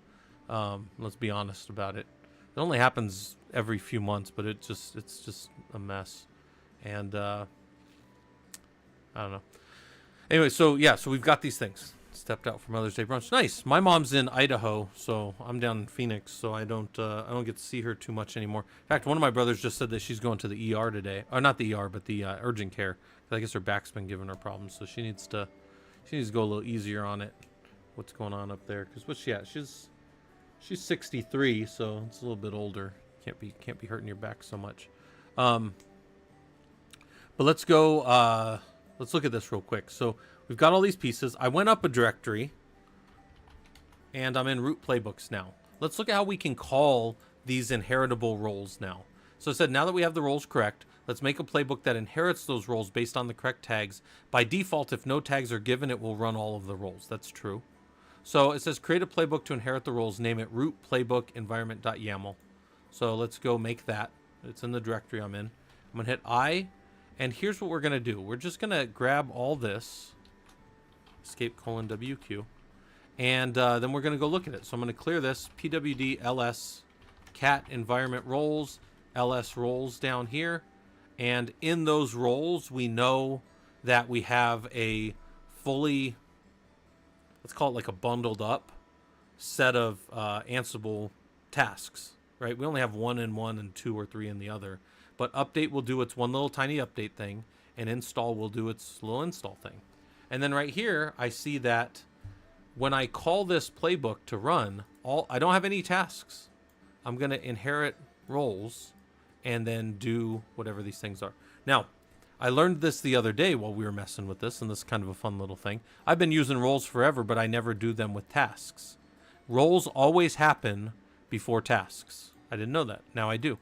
But you also have another thing called pre-tasks, pre-roll tasks. But there's another variable out there where you can run pre-tasks before your roles. I think it's just pre-tasks. So let's see, pre-tasks. Pre-tasks, pre_tasks and post-tasks, right? And it'll set the order of execution for you. So that's kind of cool. But, you know, a lot of the stuff I do, even maintaining huge amounts of systems, I just don't worry about any of that stuff. I mean, I have more control structures than I need, but I have enough to do what I need to. I don't run tasks at the same time that I run roles most of the time, unless it's like a one-off thing that I need to put in there. But okay, so let's run this and see what happens. The first one is going to be the entire playbook. So I'm going to do a time on the entire playbook. And this is just going to run everywhere. What does the environment variable do? Where's the environment variable? Oh, this is just the name of my playbook. Are you talking about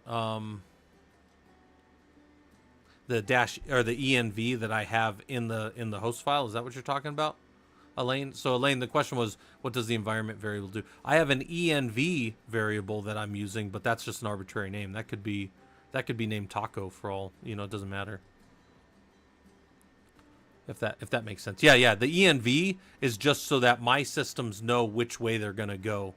It's almost like I always tell people, like, I don't know what's going to happen. Like, I don't know what's going to come out of the gate. You know, when patching starts and I get whatever systems I get out of whatever patch group files that I get from my management or my CMDB teams or whatever I actually get from, I have hundreds of dev teams typically that I'll work with, and I'm gonna get certain servers for patching, and I think of it like a little Plinko machine. We're gonna drop those servers in at the top, and those servers are gonna go where they need to go based on things that I know about them in the environment, and that's how I build all my playbooks. It doesn't matter what happens coming down. The worst thing that can happen in my environment is I just ignore your server. That's something I do pretty often, is I'll just ignore people's servers if I can't get them to if I don't know what to do with them, I ignore them. I just let them fall through to the end, and then I'll just see that they skipped everything, and then I'll have to go do some other thing or build a new condition for them or whatever. But this kind of stuff, it all comes from like very simple things to start. Also, remember that upgrade took 6 minutes earlier, so it might take a little bit of time again for this one. So, other than that, though, we're just doing labs today, right? Working through the book. We do have a book out there if people want it. We also have a Discord. You guys can hang out in Discord. I'm going to be updating the book because somebody asked me a kind of interesting question the other day. They said, could you... So, in the book, right, in the labs, you could do the labs by themselves. They're all standalone. You don't need any of this. But this stuff over here, they said, hey, could you give us the answers for that? And I said, well, these are kind of like, what did you learn or what did you see? But then I thought about it. I'm like, that is valid. I'll write up some answers for these and make an appendix to the book. So very quickly the book became undone. I was done with the book last month, but now the book is undone. So I think that's hilarious. But I'm going to add to it, and I will be adding to it on stream so people can see that if they want as well. I'm probably going to add some drawings in there too. But it would be really funny. It would be absolutely hilarious to me if the appendix to the book gets longer than the book, because that's actually possible if I go start and put answers in there. Textbook answer style, like every odd problem. That'd be funny. Yeah. Well, actually, the interesting thing about it was I got asked because somebody wanted to use it for a course they were teaching. And I was like, man, I really would want to fill this out a little bit before somebody used it for that. Because, like, for people that were around when I was writing a lot of this, Control Byte was one of our major editors of the labs and stuff. But, like, for a lot of you guys that were around, I just kind of put things in there that I was using or thought was interesting. But if somebody were to say, hey, I want to actually use this for a course, I'd say, I'd probably make you spend a little more time with user space. I'd definitely make you spend more time with like login files and your what we call the dot files. I'd definitely do a lot more on access control lists and how you access file systems. I think that we touch it in the different environments, but it hasn't been like a priority of things, because I feel like a lot of that stuff you kind of pick up as you just kind of watch people and work with them or whatever. So I've seen other books that have separate solutions manual. Yeah, Control Byte, that would be interesting too. Yeah, a separate solutions manual. I've thought about this quite a bit.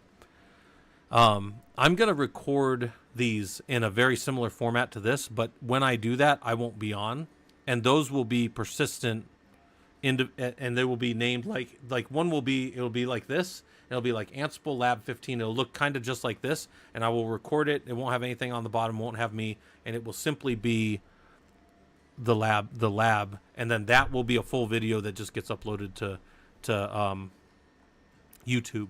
And then what will happen is hopefully people will use those videos to say, okay, well, I can go do each of these individual pieces, right? It'll be basically like lab solution for all this.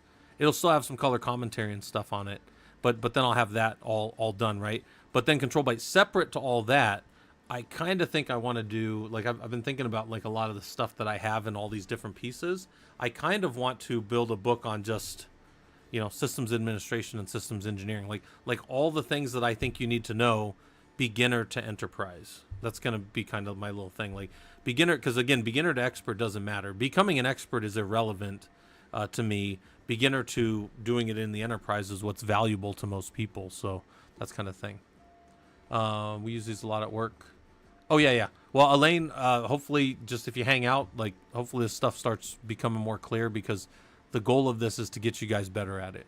I'm not doing this to like show people I know how to do it and like show people, you know, like flex the old brain muscle online. I'm trying to show this, doing this to show you guys that you guys can do this stuff. Absolutely. Side note: making book solution open source is a GitHub repo. Also allow users to put in fixes or suggest pull requests. Agreed. Beginner to enterprise more accurate. Yeah, control. But I like that. I looked around to see if anybody else was using that, and I'm like, oh, if nobody else is using that, I guess we'll just start using that. And again, right? Doesn't that fit in directly with our stated goal? By the way, that took 6.1 minutes again, or 6 minute 1 second again. But that's our stated goal for the Professional Linux Users Group, which is we want to take you guys from being hobbyists and make you professionals. Get you the skills that maybe you don't know that you have, because again, the skills aren't that hard.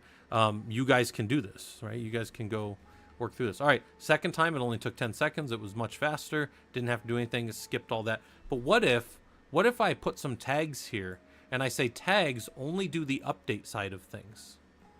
Now it's going to run through and it's only going to do the update side of that. So now it only did the update, didn't have to do the other side, plus it went fast. Now the install side, it's only going to do the install tasks. It's going to split to that other side. So some of you are probably spinning your wheels going, wait a minute, hold on. And by the way, you're right, what you're thinking. So right here, I could put all the things I want in there. I could have all the different updates and all the different packages and all the different roles in there.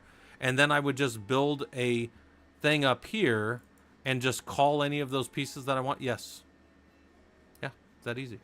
So me and all my different compatriots at work and different people that I work with, we could have all of our stuff in there. And then I could call my install, my build, my whatever. Yes. It's exactly how we do it in the enterprise. In fact, in my home lab, if we...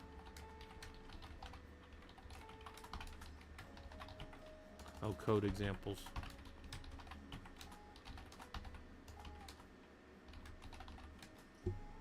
These are a whole bunch of different modules, well, Ansible Galaxies that I built over time. And then over here are how we called them. So like my telegraph deploy is simply going to go call. So if I go more roles, telegraph deploy, tasks, main.yaml, that's my push for telegraph in the environment, in my home lab environment right there. Guys, I'm not making any of this up. There's nothing up my sleeve. I'm not even wearing sleeves, but if I was, there's nothing up them. Right? I'm not trying to trick anybody. I'm not trying to tell you guys that you write that. Elaine said, how much can I get for coaching interview prep for big tech? Elaine, we do a meeting on Saturdays typically with the group. I've missed the last two because I was traveling. I was out in Mexico, but we will talk about anything people want in there that's Linux related. So if you were like, hey, can I get in and talk about some of this stuff? We absolutely could. Also, I haven't pulled one of these up in a while, but let me show you guys. I have presentations. I've done over 300 technical interviews in my career for people. I'm the guy that's always, I tell you guys this, again, not to sound like a Chad, but I'm the one that people bring in when they want to ask technical questions. And is this person technical? That's what they use me for. But this is one that I put together a while back for a project, and we won't go through this all right now, but because typically we all do labs on Sundays, but I'll show you real quick. This is one. This is also up in the Discord if anybody needs this. But this was like the senior SRE technical interview for an organization I was working for, and the questions were the purpose of this. I always do purpose, scope, out of scope, so in scope, out of scope, my methodology, and my control. This is true of all testing that I do. I give the purpose, the scope, in scope, out of scope, methodology, and control. I always do that, right? So purpose was to select the senior SRE for our team. Technical questions to determine capability to execute on the job duties. That's the main reason they wanted me there. Out of scope, I'm not going to do personality fit or non-technical questions. I don't care if you like cats or dogs more. I don't care anything else about you. Can you do the job? That's what they wanted me to find out. Right? Because there's always two things that people want to know in an interview. By the way, this may make interviewing simpler for some of you. There's two things a manager wants to know. Can you do the work? Will you do the work? Can you see me? 2 fingers. Can you do the work? Will you do the work? Those are the only two things that they want to know. Discord invite. Let's see. Hold on. Control Byte had put it over here, so I will put it over on the YouTube. Yeah, here it is on the YouTube side. They just recently did it over on the on the other side. When RoboDom's around, he does it on both sides for me. But that's a Discord link. Anybody's welcome to hang out in there. Never going to charge anybody for Discord. It's funny, we passed 1,000 and we were like super happy, and then kind of like YouTube blew up a little bit and we're already at like 1,250 or something. So we're getting a lot of people down there in the Discord, and we have a lot of material in there. And then we got a little bot too that's kind of a smart ass that'll tell you all kinds of stuff. You can ask the bot anything you want to. Just go look through the chat a little bit. You figure out how to ask the bot stuff real quick. And the bot, man, it can be out of control. Anyways, and then methodology, I standardize everything so that I can be objective. What's the difference between objective and subjective? Objective is that I am looking solely at the numbers, whereas subjective would be like, well, I like this person a little more, or I like that person more. I can take that out. If I just give these numbered answers and I give the exact same questions each time, right? It's on the control. Same reasonable time frame to give an adequate time to answer. I can be much more objective. There's always, guys, look, there's always some subjectivity. I will always, 100% for the rest of my life, like oranges slightly more than I like, well, way more than I like grapefruit. I think grapefruit's disgusting. But my point is, I can't change that. So there's some things and maybe some ways that people talk that would do something to me. But if I eliminate as much as I can just get down to just the technical stuff. Does that make sense? Trying to take, people talk about personal biases and all these things. I can take a lot of that away by focusing on the technical. And that's what I try to do. I can take everything else subjective about me out of this and just say, can this other person do the work? Does that kind of make sense? All right. So let's look then. Here's the specific responsibilities that I was asked to. This came from this. I did not write this. This came from the job posting about a senior site reliability engineer for us. So here were the questions that I generated from each of these areas, right? Competencies, boom. Here's the questions, right, that I asked. And I asked this of all candidates. I asked this every time I did this. I interviewed this role 8 or 9 times probably. We took a while to find one of these. Here's where each of these come from. So if you had to go back for it, by the way, this is on the Discord, so you guys can have it if you want it. I tell you guys all the time, if you join the Discord and you loot up everything and throw it in a bag like a villain, and then you run out of there going, yeah, I don't care. I literally don't. Like, take all the stuff you want. It's all there. I tell you guys all the time, I've been telling junior engineers this for like 20 years. I'm like, I'm just waiting for one of you guys to knock me off the top. And then when you knock me off the top, I'll just go retire somewhere. I'm just kidding. That is a bit of hubris. But the point is, like, I don't do anything that you guys can't do. I promise you that. You guys can do all this. But anyways, this is how I do it. This is what an example might look like. And then somebody got like a 27 out of 50. That wouldn't be very good. This was just an example that I wrote, though. Right? How did you do on each of these things? So anyways, by the way, I have a very similar one to this that I did for if you want to find, like, you're looking for a job. This one's also up on the Discord. Hold on, let me pull this up. Prologue. This one will be important. Then we're getting back to labs. This one's called Prologue self-assessment. So this is almost the same thing, guys. But it's for you to self-assess. Maybe you're just sitting around going, hey, I'm hanging out on YouTube today and this guy's trying to make me do better in life. Well, maybe I am. But here's a self-assessment matrix. If you've never done a self-assessment, nobody's ever challenged you to say, what am I good at? What am I not good at? What do I like? What don't I like? Well, here you go. By the way, this is on the Discord and this is free too. But let's walk through. What's the purpose? Self-assessment to determine skills and skill gaps. This, by the way, I did this for the same team, and it was people want different things, and then also people have different capabilities, right? These are two truths of people, I guess. And this was to kind of help people figure out what they wanted for themselves. So scope, questions around current technical skills and technical interests. That's what I want to know. Questions around current business skills and business interests. So some people want to eventually be managers. That's true. I don't. I want to stay far away from being a manager, if you guys don't know that about me. Anyways, out of scope, team needs and external assessments, and then it's the same methodology and control type thing.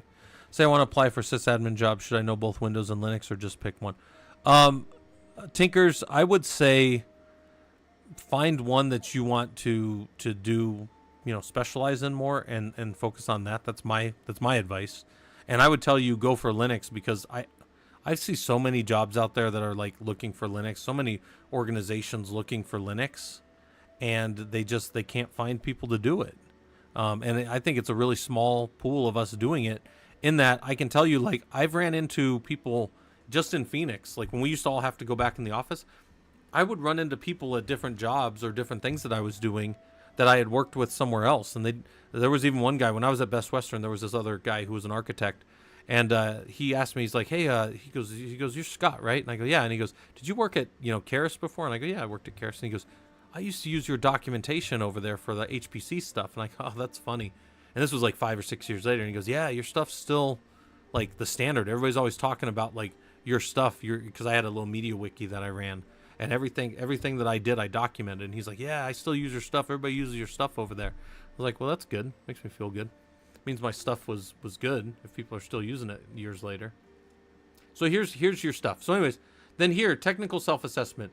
Give yourself a skill. How are you on Linux, storage, security, networking, SVN, Git, automation, monitoring, database, cloud, Kubernetes? Those were just arbitrary ones that I picked, right? But be honest with yourself. How good are you at them? And then, how much are you interested in them? Because here's the thing. If you feel like you're not very good at Linux, but you also don't want to learn Linux, that's a good thing to know about yourself. Why waste time doing this if you didn't want to do it? But if you were not good at storage, but you really like storage stuff, then this would help you to kind of go figure out, I need to go spend some more time learning storage stuff.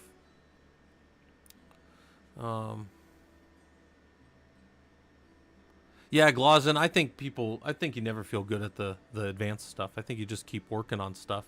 I have a fair amount of labs that I think will walk you through a lot of stuff, but for me, like let's say I go into, because I get called into all kinds of by the way, here's the management stuff, and then how you interest, because if you don't ever want to do public speaking, it's irrelevant if you're any good at public speaking, right? So anyways, all right, but the question was over on the Twitch side, what's the best learning resource for Linux? Working with Linux for a long time, feel like a fraud. Okay, so I'll tell you guys that I do again, simple things well, or I try to do simple things well, because for me, yeah, I don't know. I tell people all the time, as an engineer, I have no idea what I'm doing tomorrow. And they go, you have no idea what you're doing? I say, I don't. People could come down and ask me to just sit in a meeting about like troubleshooting some networking issue all day. And I go, okay, that's fine. I'll go do that. But the thing is, I understand like my tools well. Like I understand what my troubleshooting methodologies are. I understand how I like to document things well. And those things help me. Those things help me well. Like I know how I like to take notes. I know how I like to test assumptions. Like I have assumptions for how all kinds of things work that are based on what I know of like TCP/IP and what I know of Linux systems. So then when I go to the system, I start looking at very simple things. I've told you guys this often. I always do an uptime and a last type it through more. Those are two things I always do on systems. Because one, with uptime, I can see, is the system under high load? Has the system recently rebooted? Those two things tell me a lot about the performance or the possibility of a configuration being wrong. Hold on, need some water. So, then the last more is because, if I'm getting called in the middle of the night, this happens often. Not often anymore, but when I was more junior or when I was running platform engineering for AAA, this happened more often. I'd get called in the middle of the night, and there'd be a bunch of guys remember I told you guys I had like 200 dev teams. Some of them also ran production workloads, and they'd all be like on a call. They'd be like 5 of them on a call, and I'd be like, what are you guys all doing up? And they'll be like, oh yeah, no, one of our servers is down. And you're like, well, were you guys doing anything on it? And they're like, no, we weren't on it. And then you run the last more, and you see like starting at 11 o'clock at night that night, there's all these logins from like all of their users, and you're like, you guys were on that fucking server doing something. Just tell me so we can all go back to it. I tell people all the time, like, I don't even want to try to figure out what happened. Like, I don't want to yell at you. I want to figure it out so I can go back to sleep, right? Like, this was my thing. Anyways, my point in saying all that is, I have like things that I check and I test assumptions on things, and I show you guys. I have troubleshooting methodologies that we use. I've shown you guys that in some of our labs and stuff. Also, a lot of that stuff is up on the Discord as presentations or It's slowly getting recorded over, so I have it as like a persistent thing on YouTube for people. Because any of you guys that know like how Twitch works, like after 15 days they throw away all your stuff. But if you're like, I have Turbo because I hate ads. So because I have Turbo, it stores it for 60 days. It's like the weirdest thing I think I've ever seen. How's it going, ALS Journey? How are you you doing? First time chatters are always nice. I try to make stuff that's useful to you guys. All right, let's get back to labs. We did Ansible Galaxies and roles. We tested the different ways that this thing worked with tags or update. We saw that we can run it over and over again, and nothing's busted. You know, everything works or whatever, right? So I said, how do these compare? How did it work in each of those? And do you think the default is just use? Why do you think it's the default to just use everything in order? Yeah, ALS, I'm good. In fact, the wife should be home soon. Hopefully we do some kind of food or something. So that's kind of good. Me and the wife will be hanging out the rest of the day. I'm still in vacation mode for you guys that have been around. I was in Mexico for 7 days. I just got back yesterday. And then I'm off. No, I got back Friday. I was off yesterday. I'll be off tomorrow. And then I'll be off Monday too. I'm taking Monday off. So just more time. Although I still do teach. Like my college stuff is always running. I never have time off from that. All right. I know I'm not supposed to crunch these on stream, but we're doing it anyways. All right. So here's what we're going to do. So we hit check. It says, look at you learning Ansible. You created roles via Ansible Galaxy and then inherited them inside of a playbook. So we clear this. LS. We look at the environment. We look at our... and then we can do like more on roles. Let's do update.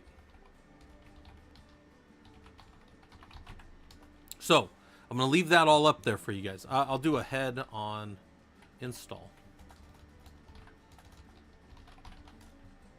We'll do a head on that so it doesn't go too far. We'll go head -5, right? So it's just the start of that, right? Oh, actually, those are both short because they point at the other ones. That's fine. I'm going to, real quick, pull up my hourglass again. I like to pull up the hourglass and make you guys think about this stuff because I tell you guys often it's easy to just put our heads down and just blast through labs. And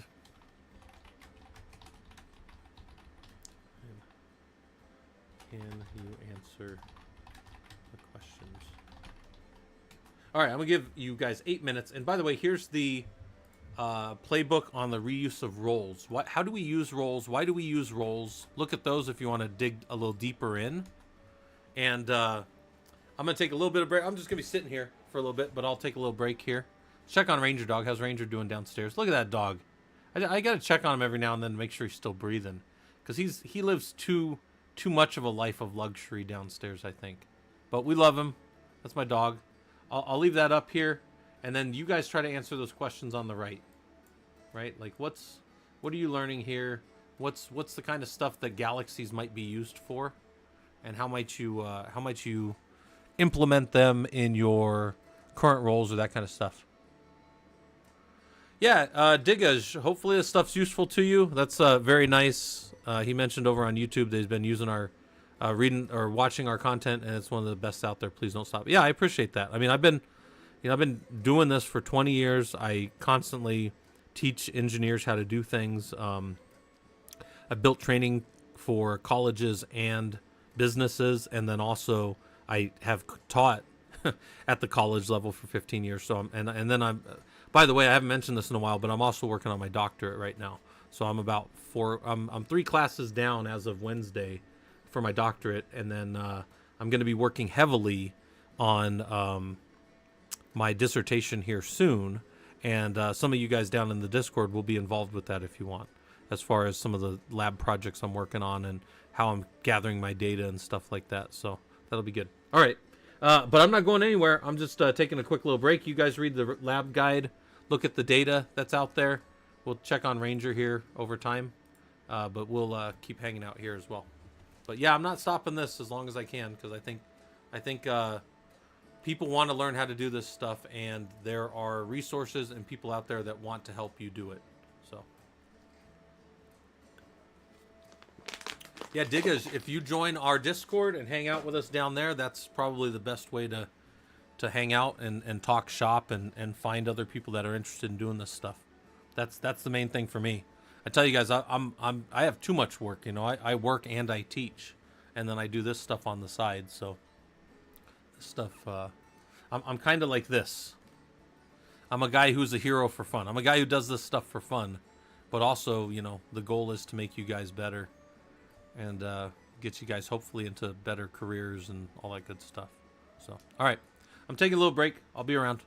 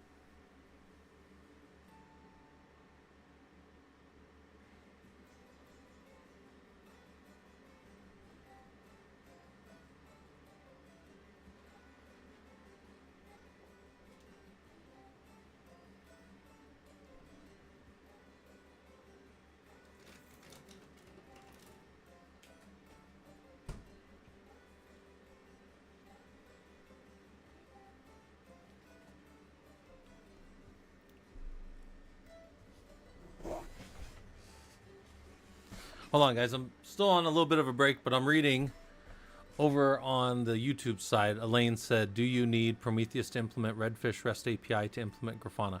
Elaine, Prometheus and Grafana in my implementation are completely separate. I do have Grafana grab data out of Prometheus, but as far as the implementation, it's separate. I've never used Redfish. The concept of Redfish that I know, and this is probably different than what you're talking of. Redfish was a like a low-level hardware controller. That as far as that's the terminology I know of it. I wouldn't need to implement that as a REST API for my Grafana to work. No, but I don't. Man, there's a lot of different ways to do it. I've shown you guys this before. Some of you guys have been around. Oh shoot, I don't have it. Hold on, I was gonna pull it up there. I have it here. Excalibur. So this is in the home lab. This is how the home lab works for you guys that have been around for this. This is how my home lab here for the Prolog kind of home lab stuff works right here. So some of you guys have seen this before. But everything here is completely independent. Like Grafana was built separate than any of the Telegraph, Promtail, or Node exporter pieces. These are the time series databases or otherwise aggregation APIs like Loki. And then how we query our data. Yeah, NetData is good. Control byte, absolutely. I want to turn that into a little lab, actually. I want to kind of pop that up and turn that into a little lab for you guys. I think that would be fun. Yeah, NetData uses Grafana, actually, if you guys didn't notice. It's Grafana front end. It uses the open source Grafana anyways, so yeah. All right, so some of you, if you wanted to, are still looking at the lab. And again, you know, how would you use these roles? How could you, if you had done all those other Ansible things with me, and I'm just making you build playbooks everywhere, how might you have aggregated those up and organized those down into roles? Because really, that's where a lot of this starts to become powerful, because now you can just inherit, you just slap one of these bad boys together, copy environment to something else, and just change the roles and immediately have a different playbook that executes a different way. and does whatever of these subtask little modules that you need, right? And then there's all kinds of things that I would tell you about roles that have to do with like deeper DevOps and computer sciencey type thoughts. I would tell you keep them loosely coupled. And you say, Scott, what the hell are you talking about? A loosely coupled? What the hell's a loosely coupled, right? You're sitting there going like, God, Scott's madman. No, what that means is don't make this one generate variables. Like, don't use this one to generate variables that then are used down in this one, because then if I try to run this one without this one, it breaks. So now I need to do this one to get this one to work. That's called tightly coupled. That's like a butterfly grip in wrestling, right? Or if you've got a gable, this is a gable grip, this is a butterfly grip, like all these type different S grips that we might use, hide your thumbs, right? All this stuff for wrestling. Move this out of the way. I just want you guys to know that, like, if you tightly couple things, then you break all of this other stuff. Yeah. There's Fisherman, by the way. Fisherman, I was talking to you earlier, or talking about you earlier, and saying that that people that want to know how that bot works, I need to get you to come and talk about the bot again, because people are probably interested in there. So, okay, let's go to the next one. So we're going through labs still. I'm just hitting up labs because it's what the people want, right? So that comes from an old Family Guy reference. You got to put a whole head of lettuce in there. Even the little hard to eat white part at the bottom, it's what the people want. It's from an old thing. Anyways, so we're getting near the end of the labs. There's a lot of labs, guys. We try to get through. I try to hammer through as many labs as we can on a Sunday, and I'm probably almost done on time. Even though Fisherman, my laptop crashed again earlier today, so that was annoying. All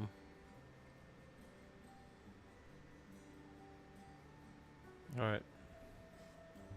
Sorry, had to look at something over there. So we're gonna do a web server deploy, and this, I don't have a new mic. No, I moved it closer. People were asking about it.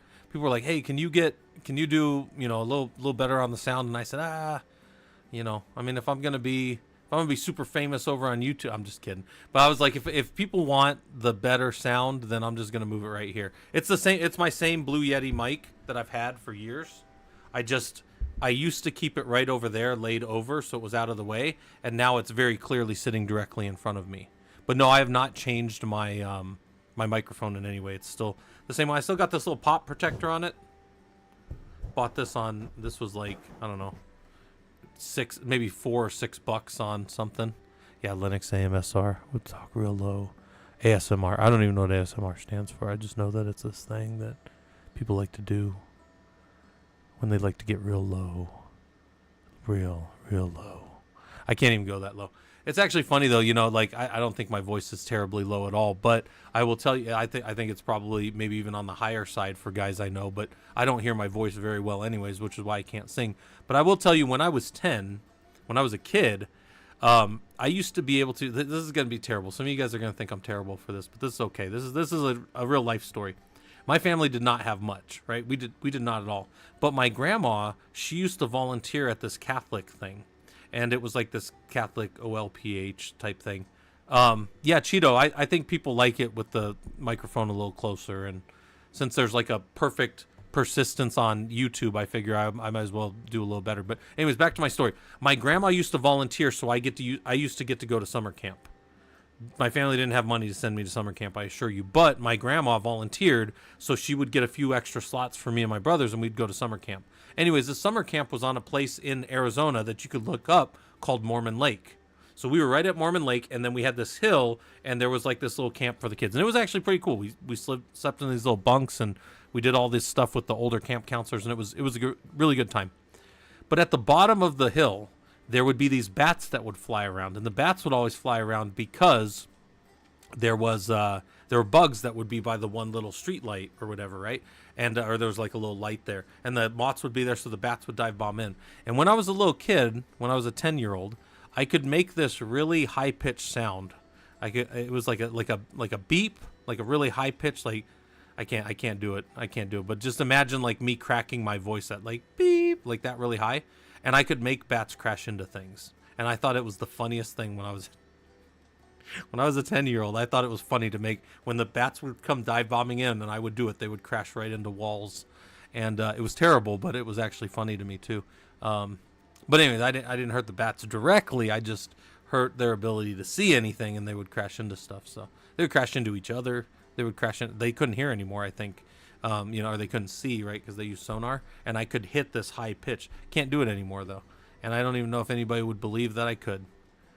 When I was, talk to bats. Yeah, when I was a kid, I could bat whisper them right into crashing. Anyway, so all right, we're gonna do web server deploy. Back to labs, guys. Back to labs.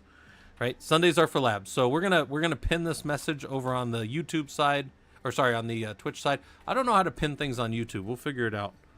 Maybe one of these days. I have to up my YouTube game since people are actually watching stuff every now and then.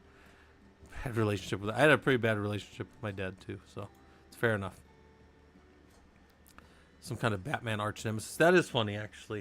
If you guys remember one of the Batman, I think it was one of the Dark Knights, and he had that sonar that basically could listen to everybody's phone and find anybody anywhere. And you're like, oh man, this is like a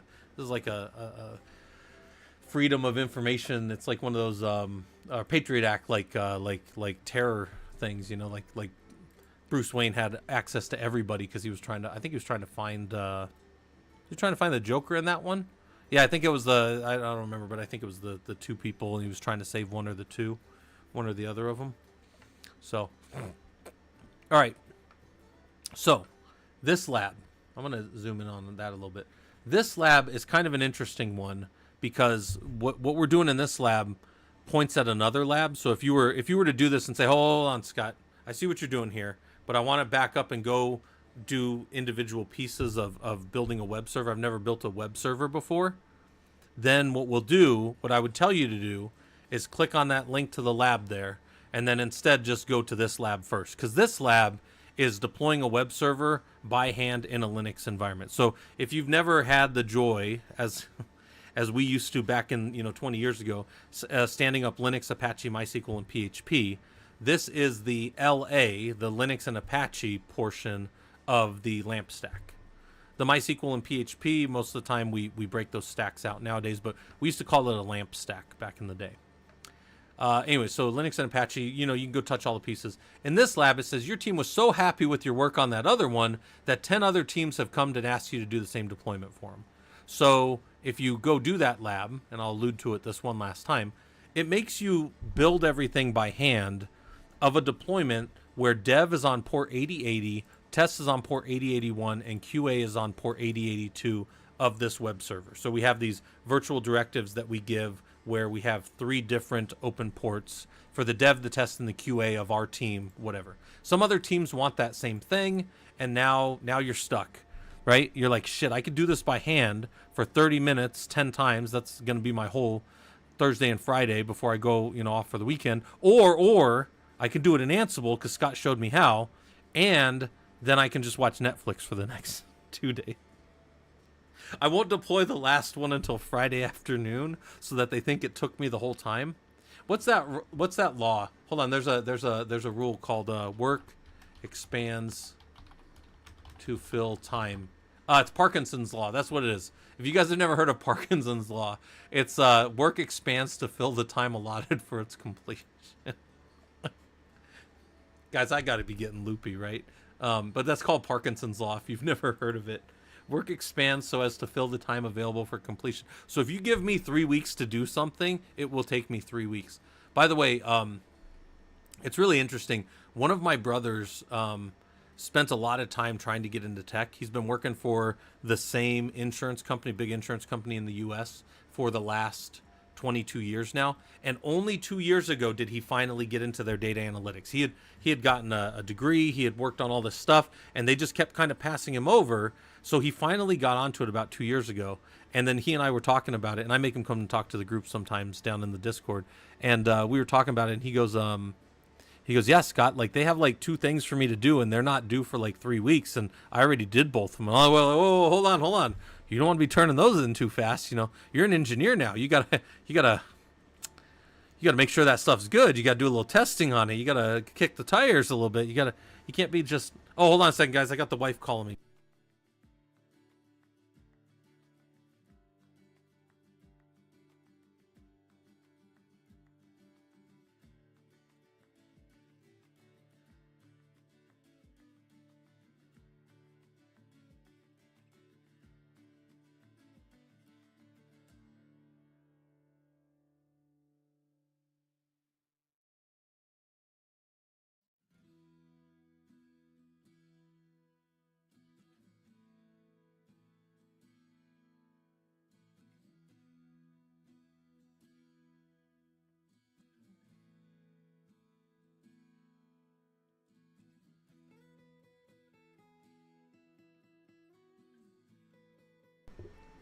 Sorry about that, guys. It's very unprofessional of me to stop a stream and do that, but that's okay. The wife just needed to see what I wanted for lunch, and I was like, yes, the wife's gonna go grab lunch. That's awesome.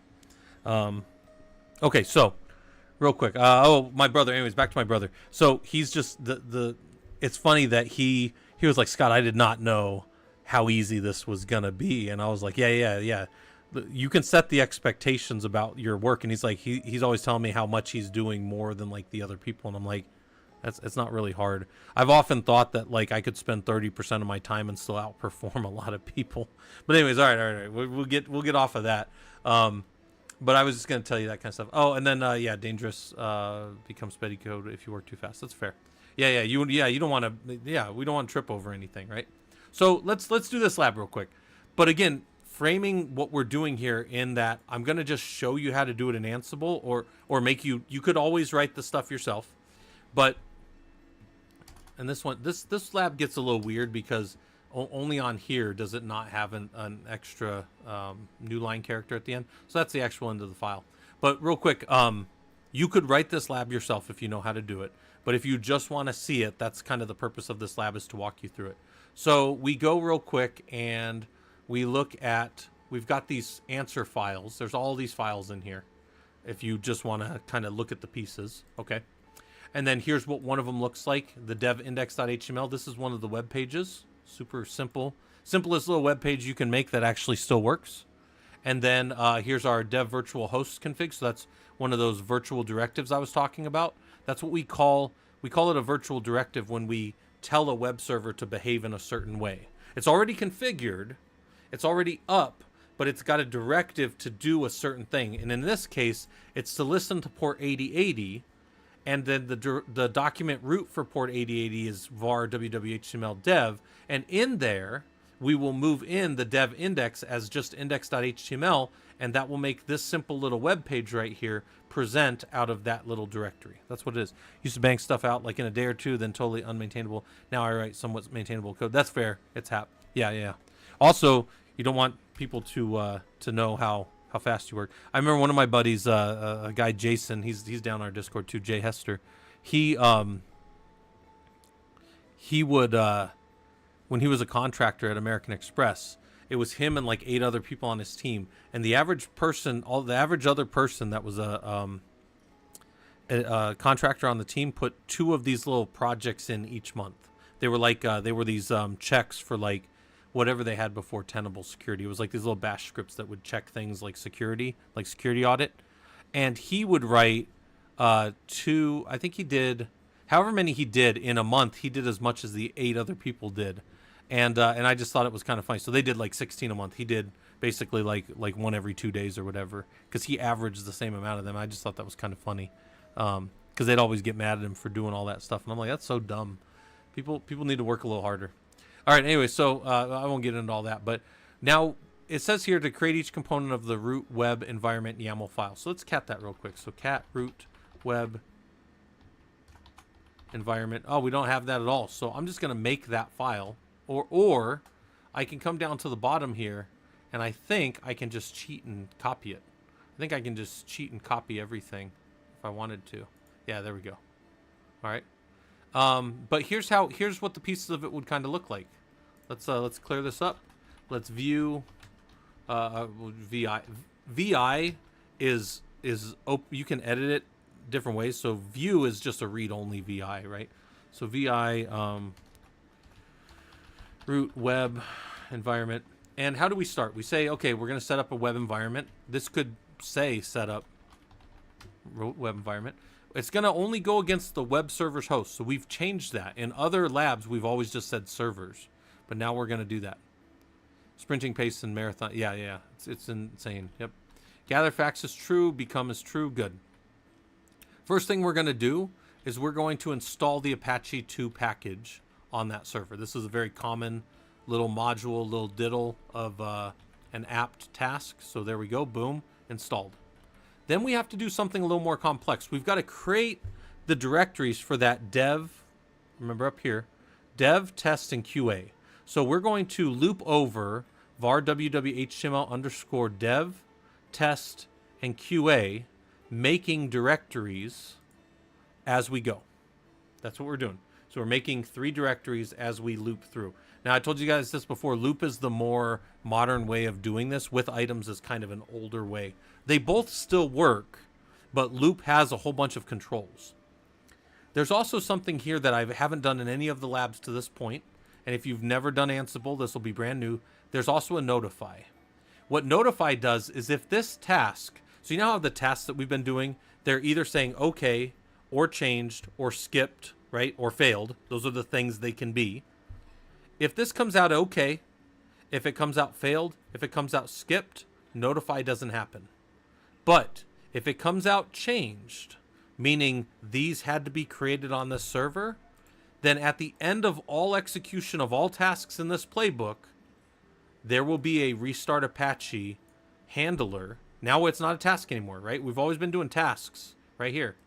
Now there's a handler that's being notified called restart Apache.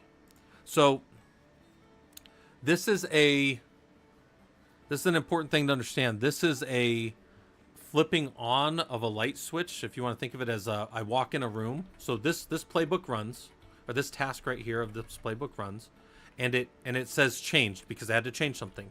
It's going to slap that light switch on as it walks in the room, and that's going to say notify restarting Apache. Then we're going to come down here, and we are going to line and file this one file, and we are going to add 3 lines called listen 8080, 8081, and 8082. So it's going to loop over right here, adding those lines to the file. Then when it's done, it's going to slap that light switch up again and say, notify restart Apache. But I'm going to ask you guys something. If you slap up a light switch as you walk in a room, and then I slap up that light switch as well, did that light turn on anymore? Or did it simply just stay on, right? I mean, if I hit it hard enough and break it, then maybe I don't. But do you think I should apply for a job that I have tools I have no experience working with? I'm a student, by the way. Like, I know the concepts, but haven't worked with them. It's hap. What I would tell you is absolutely do it. And then, if the tools are out there, especially if they're open source tools, go read about them a little bit. Be ready to talk about it. And then when somebody asks you the conceptual stuff or you want to talk about it, use the exact terminology that is in the tool documentation. That's what I would do. Because now some of you, by the way, some of you probably have listened to me for, a few minutes here and been like, this guy's just trying to sound all smart. It's not true. I don't care at all how smart people think I am. I cared about that a lot when I was younger. I don't care anymore. What I'm going to tell you is more like this. This may be, and I tell my students this, again, this is one of the reasons I'm overly pedantic and worried about the use of words, is because maybe this is the only time somebody, my college students, maybe it's the only time they bust rock all week. This is the only time somebody gets to talk to them like an engineer. So I try to be as precise as possible with my words and stuff. And that's how engineers talk to each other. That is how, I mean, I've talked with engineers my whole career. So we have to kind of do that. And even if you feel like, I'm playing a game, I feel like I'm playing a game all the time when I talk to other engineers and when I type stuff up and stuff. But it's fine. Like, that is how we kind of talk to each other. All right, guys, by the way, the wife's home. I got to get off of here. But then we come down here through the lab and we keep answering these. And by the way, does this turn on anymore? No, it doesn't. Doesn't turn on anymore. Does this turn on anymore when this is changed? No, it doesn't. It only turns on once, right? And then down here, here's our handler. Our handler just says, restart Apache. The reason I point this out is if you look at this lab and you are looking at this for the first time, you're going to go, Scott's restarting Apache here. Scott's restarting Apache again? Scott's restarting Apache again? Scott's restarting Apache again. If these were tasks, I would be restarting Apache over and over again. However, I'm not restarting Apache but one time right at the end. So all these changes are waiting until they're all done, and then it goes. And then when we run this playbook and we go to look at it again later, you'll notice the handler doesn't even show the handler the second time because of idempotency. This is one of the reasons that we're so kind of big on being idempotent. When all of this is done, and I run this right now, it's going to run the first time, it's going to set the handler, and it's going to restart. You're going to see all the things here. Watch, it's going to install Apache. It's going to do all the tasks. You will see the handler. We'll rerun it again. There will be no changed. It will be all okay, and the handler will not even show up. The handler's still there. You won't see me delete it. it just won't be. It just doesn't get called. The handler was never notified, so the handler sat there with his feet up on the desk, like Scruffy. Scruffy died like Scruffy's gonna live. Who knows? Or Scruffy's gonna live, die how Scruffy lived. Does anybody remember that quote? All right. So the handler restarted Apache. Let's run it again. Run it again against 27 servers where 24 of them took, but 3 of them failed, and we need to run it again. It would not change on those nodes. It would not restart Apache on those nodes. Watch. You don't see the handler right here. This is not, there's no handler. But here, running the handler. You see that? Because if any one of those changed, they turned the light on to alert the handler to run. But nothing changed. There we go. Now, how do we test it? Let's just curl real quick. Node 01 on port 8080, dev. Node 01 on 8081, test. Node 01 on 8082, QA. Boom, there we go. So now we've done all that, and then it gets a little more complex. I'll tell you guys what, I got to go eat. The wife got back. I'm gonna go. Let's find somebody to raid on the Twitch side, YouTube side. I'll probably just sign off of here. But I appreciate you guys all coming by. I'm gonna be on tomorrow because I'm off during the day. So let's go find somebody to raid. What's going on over here on the Twitch side of things? Do I know anybody that is streaming right now? Let's go raid over to